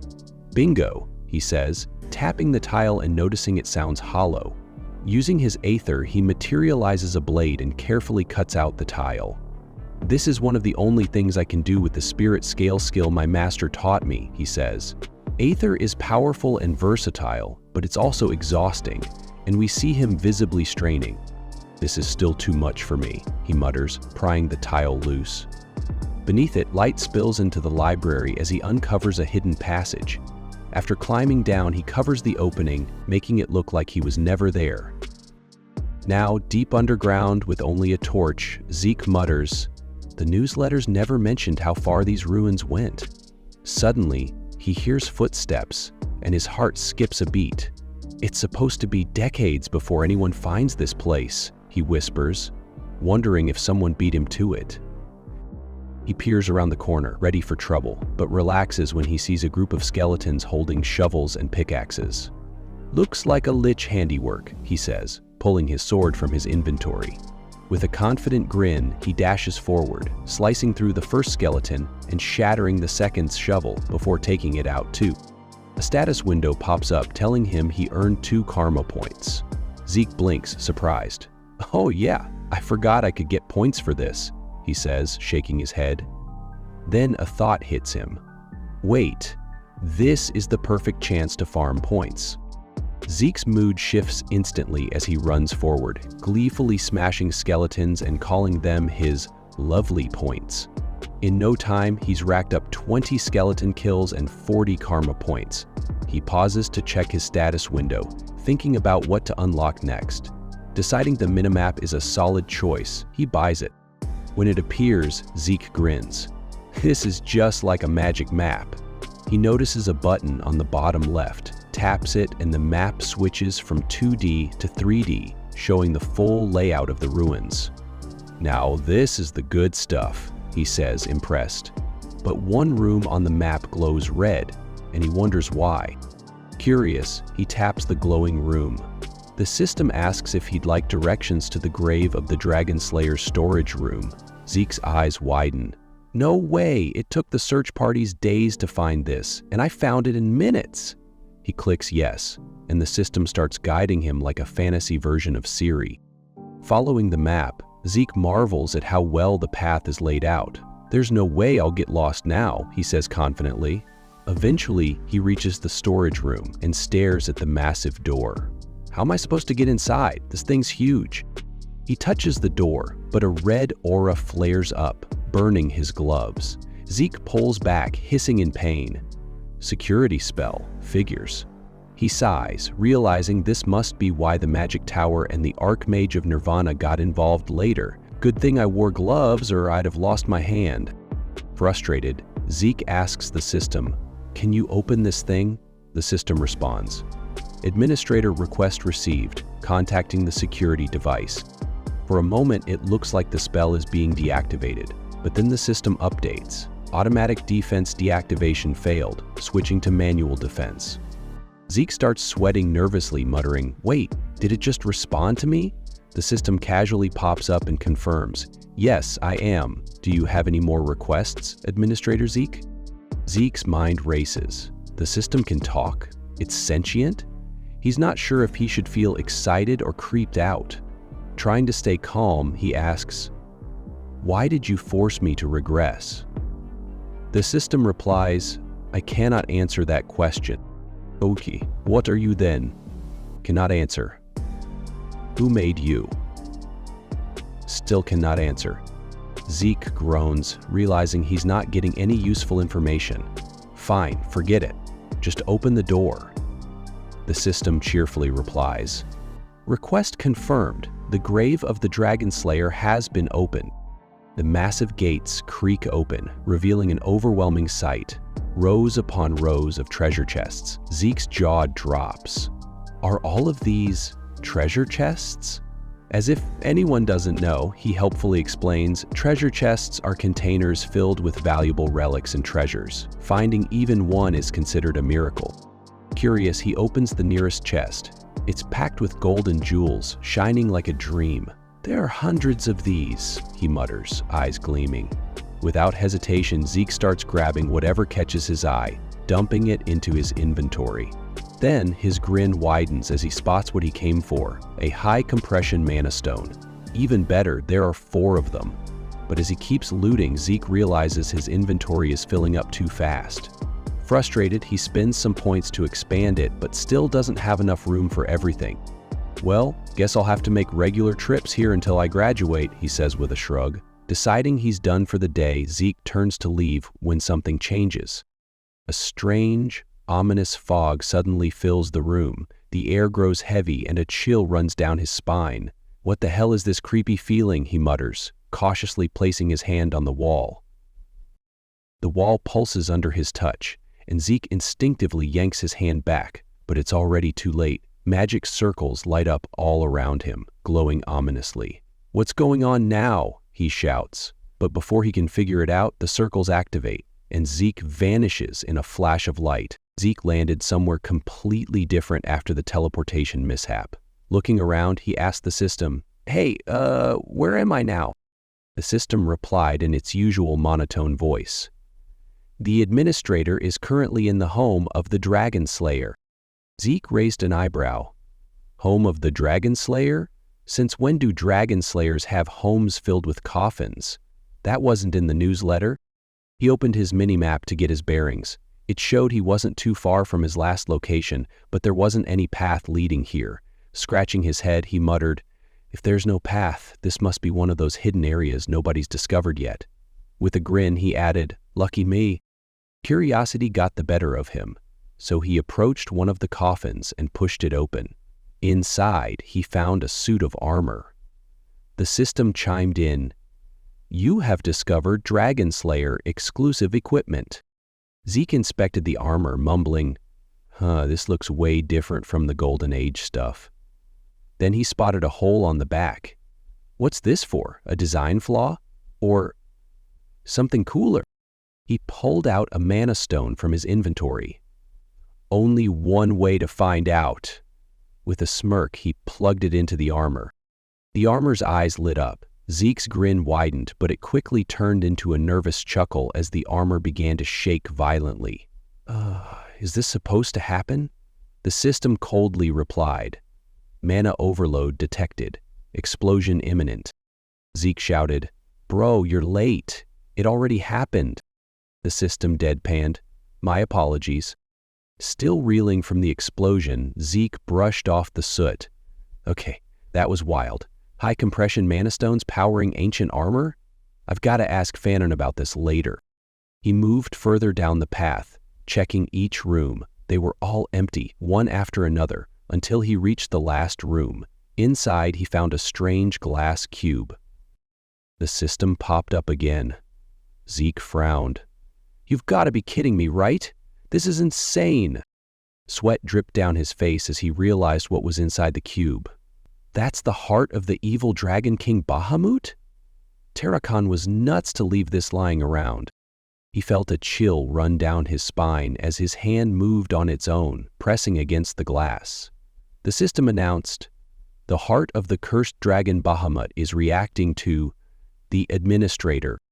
Zeke's voice turned eerie. Yes, I hear you, he muttered, his eyes blank. I understand. I have no choice. I'll kill them all. Suddenly, his class skill activated, snapping him back to reality. Zeke shook his head, panicked. Wait, what? Kill them all? Why would I even think that? He pulled his hand away, but his right eye had turned completely black. A purple fog began to fill the room as Bahamut's heart glowed brighter. Zeke yelled, What the hell is going on now? The system cut in. Urgent quest, Tarokan's test, defeat the curse of Bahamut's heart to claim ownership of it. Zeke's heart raced as he saw his reflection. Both his eyes were pitch black now.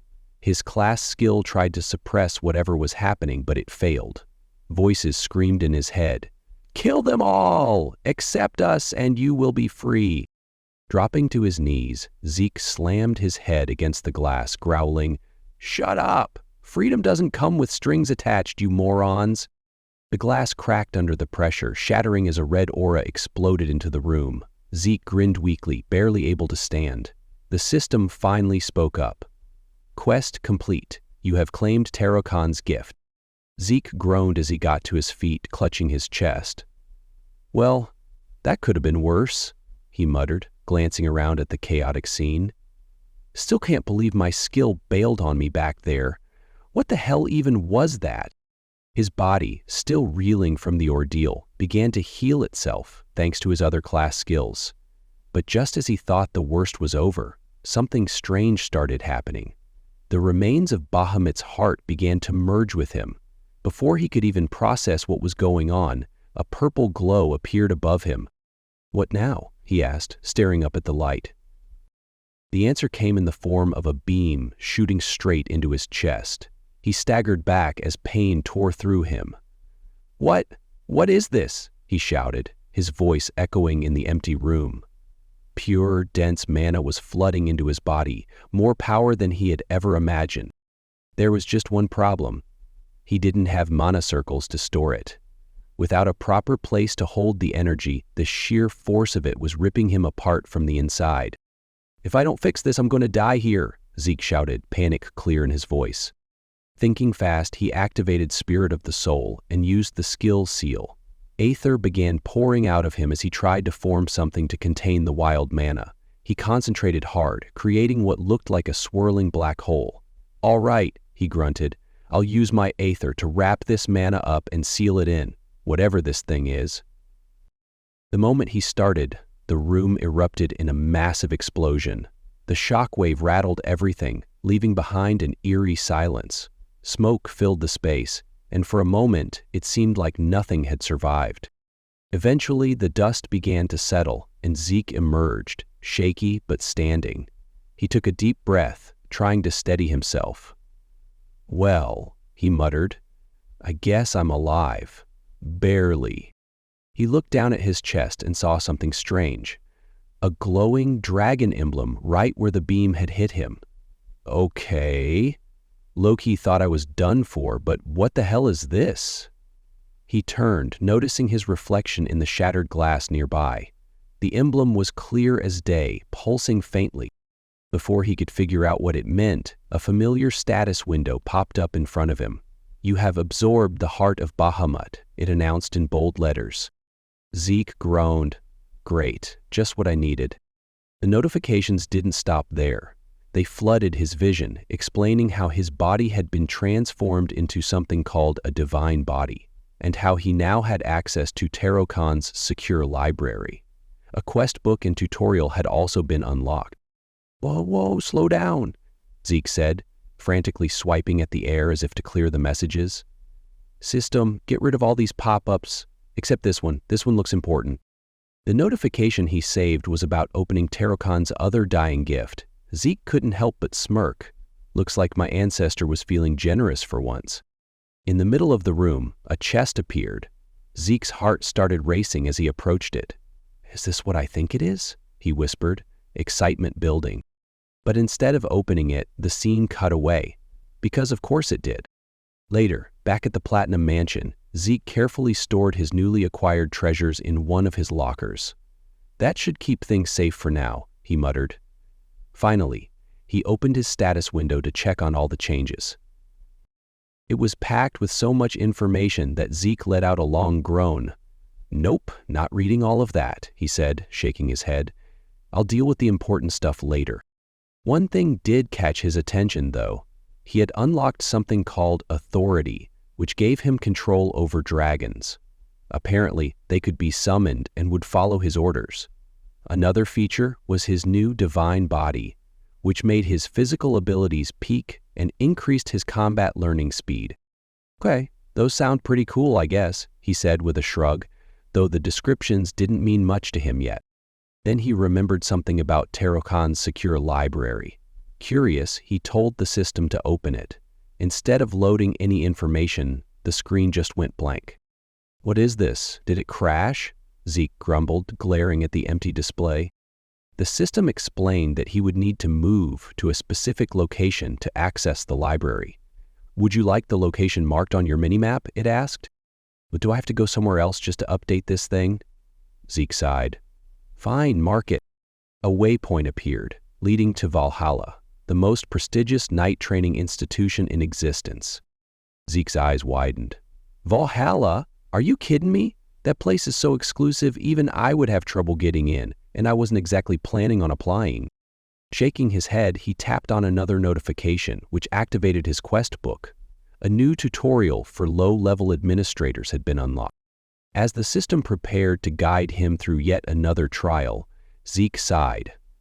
"All right, let's see what kind of nonsense I've signed up for this time." Once everything settled down, Zeke received a new quest.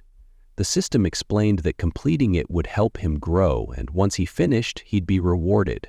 Zeke scratched his head and chuckled. Getting rewards for completing quests? Sounds like something straight out of an adventurer's guild. Pretty cool. Before he could dwell on it, the system mentioned something about a tutorial. He blinked as the world around him started to fade, and in no time he found himself in a completely different place. Looking around, he muttered, "Am I being teleported again? No, this feels different. It's like the whole area has changed." Suddenly, he heard a deep growl behind him. Turning around, he saw massive orcs gripping their weapons, their eyes locked on him. "Oh, great," Zeke sighed, glancing down at the status window. It spelled out his objective: defeat the monsters within the time limit using at least 2 different skills. Completing this would earn him points and unlock the system store. "Oh, so this is the tutorial," Zeke said, rolling his shoulders. "Guess it's trying to show me how to use the system. Would have been nice to have this earlier." The orcs didn't wait for him to finish his monologue. They charged, their attacks slamming into the spot where Zeke had been standing moments ago. A shockwave rippled out, but Zeke was already gone, having used swift steps to dodge. "Nice try," he called out, gripping his claymore. With a quick motion, he activated Continuous Slash and dashed past the orcs. A split second later, thin glowing lines appeared all over their bodies. The orcs froze mid-growl, not even realizing what had happened. Then, one by one, they burst into mist. "Wow," Zeke said, examining his claymore. "This thing feels light as a feather. Must be one of the perks of having a divine body. With this, I could probably take down a purple knight without breaking a sweat." The system chimed in, announcing that the tutorial quest was complete. The strange world began to fade, and Zeke found himself back in reality. He blinked, looking around.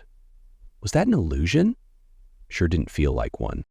The system rewarded him with a critical bonus, a time bonus, 40 points, and access to the system's shop. Zeke raised an eyebrow and opened the shop, only to gape at what he saw. "Every single item here is a rare relic," he exclaimed, practically vibrating with excitement. "I could make a fortune buying and reselling these." Curious, he opened his inventory and found a sell feature, but when he tried to sell his claymore, the system rejected it. "Can't sell this, huh?" Fine, Zeke muttered. The system then offered him an elven dagger for 4 points. He examined the dagger and shook his head. 4 points? That's nothing. I could auction this for 100 gold easy. Still, I'll hold on to my points for now. Who knows when I'll need them? Closing the system, Zeke let out a long sigh. Man, what a day, he said, stretching as he headed for the door. The lights flickered off as he left, muttering, I need some serious sleep after all that. The next morning, Zeke showed up at the research center. Fanon, one of the researchers, looked at him in disbelief. How did you get a high-compression monostone in just one day? Zeke shrugged, smirking. Too complicated to explain, he said. Anyway, let's cut to the chase. How long is all this going to take? Fanon proudly says it's done, and Zeke, sipping his tea, can't believe it was finished so fast. Fanon is more impressed by what Zeke brought him. With a sly smile, Zeke suggests Fanon is a bit suspicious of him, and who wouldn't be? High-quality mana stones like these are rare treasures. Whenever one is found, it's carefully logged in old, fancy books to track where and when it was discovered. But the one in Zeke's hand? Nope, not in the records. Fanon had already checked the encyclopedia. Zeke laughs, calling Fanon too sharp to run a small operation like this. Now that they've confirmed the stone isn't registered, Zeke asks if they can move on. Fanon is shocked Zeke figured all this out. Meanwhile, back at Galleon's workshop, Galleon is trying to fire up his magic brazier. With a glowing magic circle and some mana, the thing roars to life. Galleon is thrilled, and Fanon is equally excited about the improved design. Fanon excuses himself for a lecture, leaving Galleon and Zeke to chat. Galleon gushes about never expecting to see a working brazier in his lifetime and thanks Zeke profusely. Zeke shrugs it off. It was part of their deal. Galleon hasn't forgotten his end of the bargain. He'll make whatever Zeke wants. Zeke opens a chest and reveals a dragon fang. Not just any dragon fang. It's Bahamut's. Galleon is starstruck, practically drooling. He stammers out questions, asking where Zeke got something so rare. Zeke smirks and says, it's a long story. As Galleon freaks out, complete with tears and snot, Zeke calmly says, chill man, just make the sword. Galleon vows to exceed all expectations, even if it costs him his life. Zeke chuckles, remembering that Galleon was always this dramatic. Later, Zeke's back in his room, sighing about the sword-making process. He hasn't seen Dexter since their duel, and it's been a week since he got that note to confine him again. Zeke's starting to feel uneasy when suddenly someone sneaks into his room via the balcony. It's Dexter. He's all kinds of angry, demanding Zeke tell him the truth. Zeke tries to explain that he didn't challenge him again because he wasn't planning to. Dexter, being Dexter, grabs him by the collar and tosses him out the window. Zeke's brain takes a moment to catch up, and then he realizes he's way too high up. In midair, he manages to flip and grab the ledge, but Dexter's right behind him, grabbing him by the throat. Dexter's not buying Zeke's no-challenge story. He counts down, threatening Zeke to tell the truth in 5 seconds. Zeke, ever the wise guy, laughs and sarcastically asks, "Your name's Dexter, right?" Dexter smirks, then tosses Zeke back into the room like he's a rag doll. The ground cracks beneath him as Zeke crashes into the wall. Ouch. Dexter, pleased with himself, reveals his true identity. He's not just any knight. He's Duke Drakkar, a former Black Knight of Drakkar. Zeke's like, "Oh, well, sorry about that, sir." After some back and forth, Zeke admits he was hoping to learn more about Duke's past, but Duke's not interested in talking about it. Zeke notices Duke's fingers twitching. Something's off, and the conversation gets real. A little while later, Duke speaks up, breaking the silence. "So, you already knew about my identity, huh?" he says, raising an eyebrow. "Let me guess, you've been pestering me all this time just so I'd officially take you on as my disciple?" Zeke nods confidently. "Yep, that's exactly why." Duke leans back and laughs, slapping his knee. "Unbelievable, the guts on this kid. All right, if that's what you want, I'll accept you as my disciple." Zeke blinks, completely stunned. "Wait, seriously? Just like that? No tests? No epic challenge? Well, okay. I better accept this before you change your mind." Then Zeke starts rattling off some long-winded formal speech about vows and traditions. It's one of those moments where even the air feels awkward. Duke, clearly not in the mood, cuts him off with a sigh. Nobody does those vows anymore, kid. It's so outdated. But Zeke crosses his arms and stands his ground. Tradition is important. A knight must honor culture. It's a necessary virtue. Duke smirks and gives him a sideways glance. You sly little fox. Thank you, I'll take that as a compliment. Zeke shoots back with a grin, but then his tone shifts. Oh, and one more thing, Master. Duke almost chokes. Master, that's so embarrassing. Just call me Duke, all right? Fine, Duke, Zeke agrees, though his expression is serious now. What made you say yes so easily? You're famous for rejecting almost everyone who asks to be your disciple. Andre, the so-called genius of the century, had to beg for years before you finally accepted him, and now here I am, and you just say yes like it's no big deal? Why? Duke's face lights up with a mischievous grin. Why do you think? Go on, take a guess. Zeke pauses, thinking hard, then nods as if he's cracked the code.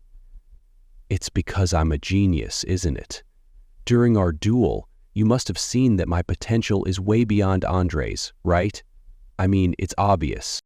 Duke bursts out laughing. That confidence of yours is something else, he says, shaking his head. But if confidence was all it took, I'd have chosen that girl from the Turin family ages ago. What I like about you is your tenacity. He leans forward, his tone turning serious. Talent alone won't get you to the level of a red or black knight. Those types, people who've had everything handed to them, fall apart the moment they face real challenges. Zeke nods, realizing Duke is right. You're spot on. Most so-called geniuses who are expected to reach red knight status end up stuck at blue. They just can't handle adversity. Duke stands up, brushing off the serious mood. Enough talk for now. Follow me. It's time for your first lesson. They head to the Western Greenhouse Gymnasium. Zeke looks around in surprise. Wait, there's a gym under the greenhouse? What kind of secret lair is this? Before he can ask more, Duke has him running laps, and running some more. By the time 3 hours have passed, Zeke is gasping for air, his legs feeling like jelly. Can I stop now? Zeke pants, his voice barely above a whisper. Duke finally calls out, stop!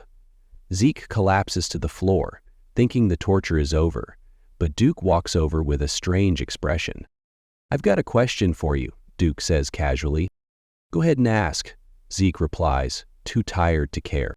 Before he knows it, Duke is behind him, grabbing his wrist. Instinct kicks in and Zeke pulls away, backing up quickly. Duke stares at his hand.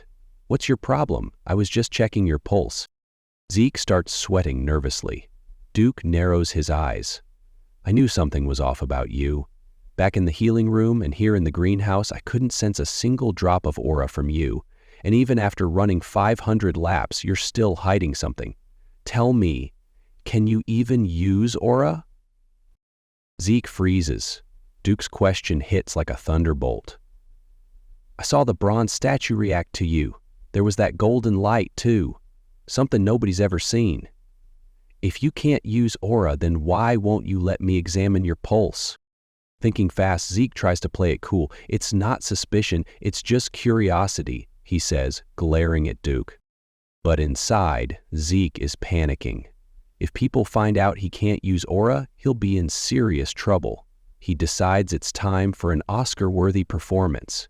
He takes off his gloves, revealing his hands, and flickers the lights in the room with his skill.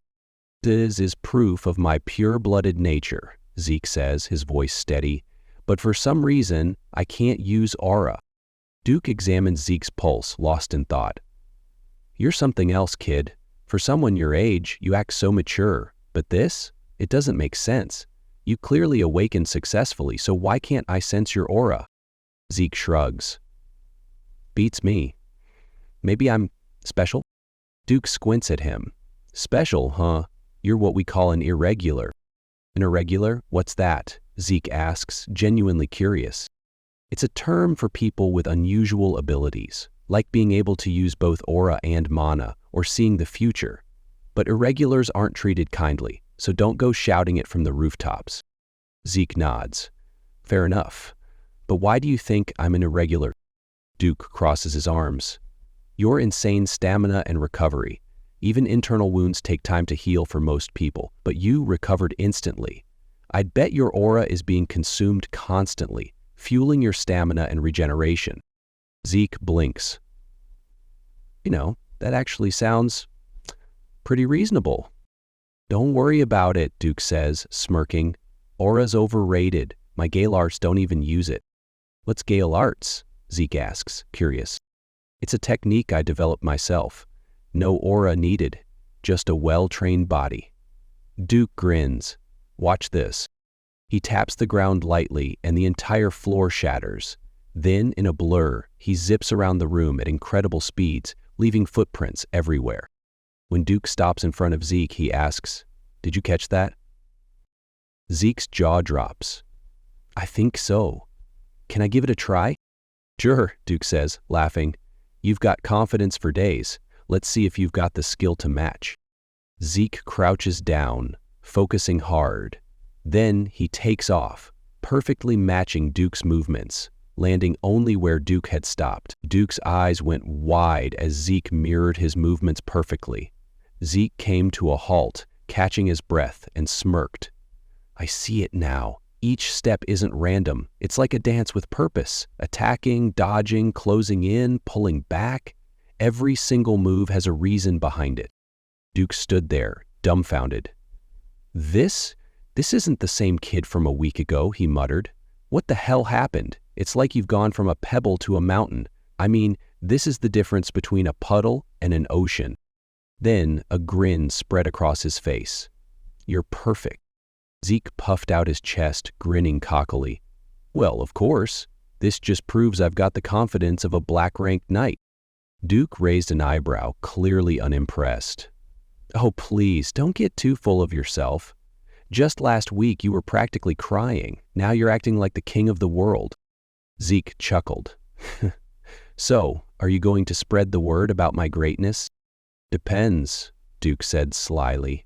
"Keep up that attitude, and maybe I'll keep my mouth shut." Zeke smirked. What kind of black knight goes around gossiping anyway? The scene shifted to the dining hall. Zeke sat at a table piled high with food, happily munching away. "Man, it's already been a month since I started training with Duke," he said to himself. "My appetite just keeps growing with all this intense training. I might eat the whole kitchen at this rate." As he reached for another bite, someone plopped down beside him. It was Andre. "Got a minute?" Zeke didn't even look up. "Busy eating. Talk here." Andre leaned in, his tone serious. "How did you convince Duke to take you in?" Zeke paused mid-bite, smirking. "Straight to the point, huh? Let me guess. You're nervous because you haven't become his disciple yet?" Andre frowned. "That's not it. I just don't get how he picked you." Zeke shrugged. "Honestly, he just chose me. I didn't have to do anything special." Andre's scowl deepened. "Is it because you're a pureblood?" Zeke sighed, setting down his fork. "Oh, here we go. Let me guess, you've got some inferiority complex about this?" Andre didn't respond, but his expression said it all. Zeke smirked. "Look, even if my bloodline got me noticed, Duke isn't the type to pick someone just for that. If anything, me becoming his disciple proves I've got what it takes. Instead of sulking about it, maybe try putting in some real effort. Stand out on your own." Back at the Western Greenhouse Arena, Zeke and Duke watched Andre running laps. "What's his deal?" Zeke asked. Duke chuckled. "Beats me.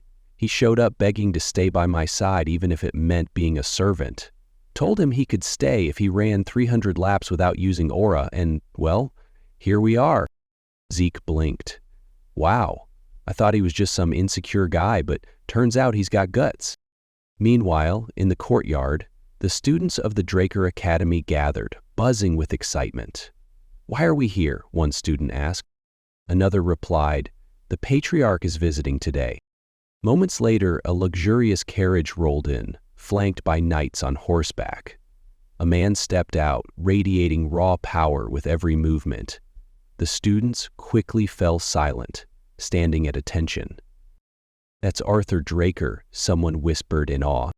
Arthur greeted Howard, one of the Academy's heads, with a firm handshake. Good to see you, Howard. Always working hard, aren't you? Howard smiled humbly. Not as hard as you, patriarch. Arthur waved off the compliment, walking up a small hill. He raised his hand, addressing the students. Young Dragonslayers, you are the future of the Drakers. Train hard, push your limits, and remember, your success will bring honor to our name.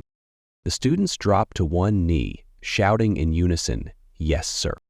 Later, in a quiet room, Zeke stood stiffly in front of his father, trying his best to deliver the most formal greeting possible. Arthur laughed.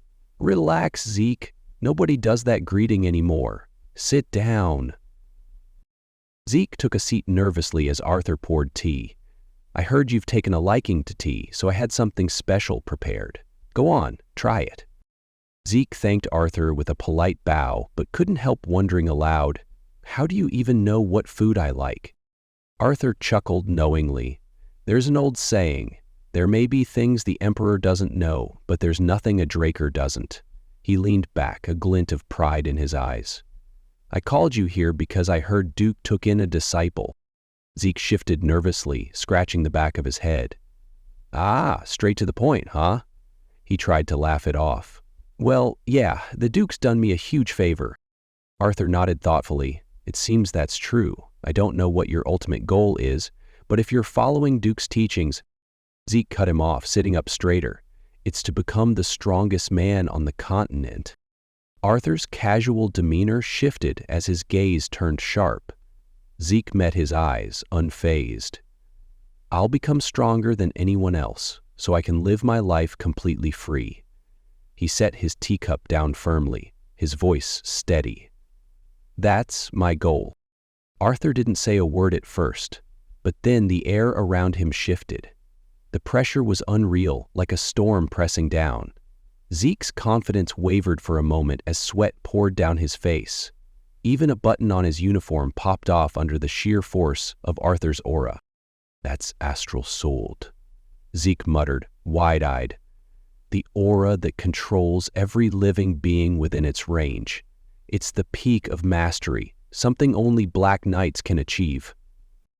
Arthur grinned, releasing the tension and laughing heartily. Zeke, despite being shaken, looked up with unwavering confidence. Good, Arthur said, raising his tea glass and taking a sip, his aura still lingering faintly. That's the most entertaining thing I've heard in ages. I'll support you and the academy, but don't think that alone will make things easy. Zeke gulped, nodding. So this is what real power feels like. I thought Duke was unbeatable, but you're on a completely different level. Arthur smirked, pulling out a sleek black card and setting it on the table. Here, a gift to celebrate becoming Duke's disciple. Zeke's jaw dropped. A black card? He could barely believe his eyes. Those things are only given to a handful of people. No limit, crazy benefits. I never thought I'd even see one, let alone hold one. Arthur nodded. It's under both our names. Use it wisely. Zeke quickly bowed his head. Thank you, sir. I'll only use it when absolutely necessary. Then he squinted at Arthur. But you're not fooling me. This is just your sneaky way of keeping tabs on me, isn't it? Arthur's smirk grew. Better a card than the Black Marshal Squad, don't you think? Zeke sighed, knowing he wasn't wrong. Arthur dismissed him with a wave. Now go. I'm sure you've got plenty of training to do if you're aiming to be the strongest. Zeke bowed again and left the room, his thoughts racing. As Zeke walked down the hallway, he overheard Duke muttering. Inside, Arthur was sitting comfortably while Duke paced, clearly annoyed. You're unbelievable, Duke grumbled. Arthur raised an eyebrow. What's got you so worked up? You've been ignoring that kid his whole life, and now you're suddenly playing the perfect dad? Arthur sighed. I have responsibilities as head of the household. What I'm doing is perfectly justified. Duke snorted. Oh, sure. Go ahead. Accuse me of defamation. Take me away. He rolled his eyes. You know you're the only person I can vent to. Arthur chuckled, pulling a bottle of fancy liquor from a pouch. Care for a drink? This is red dragon's breath. Duke's mood instantly shifted. Oh, you really do have good taste. As they poured their drinks, Arthur's tone turned serious. Have you noticed how strange things have gotten across the continent? Duke frowned. I've been stuck here at the academy. How would I know? Arthur gave him a look. Don't play dumb. You already know what I'm talking about. Duke sighed. Fine. The Emperor's gone off the rails chasing immortality. He's been searching everywhere for something to make it possible. Arthur nodded. And do you think it's possible? Of course not, Duke scoffed. Magic can make you look young, sure, but true immortality, that's a fairy tale. Arthur leaned forward. I agree. But what if the relic he's searching for is connected to the Elder Dragon? Duke froze. His eyes widened. The Elder Dragon? You mean the relic? And that's where we'll leave things for now. Zeke's journey is heating up, and with the tension between him, Arthur, and the looming mystery of the Elder Dragon, things are about to get wild. What do you think is going to happen next? Will Zeke rise to the challenge? Or is he biting off more than he can chew? Drop your thoughts in the comments below. I'd love to hear your theories. And hey, if you enjoyed the video, don't forget to smash that like button, subscribe for more epic recaps, and hit the bell icon so you never miss an update. Thanks for watching, and I'll see you in the next one.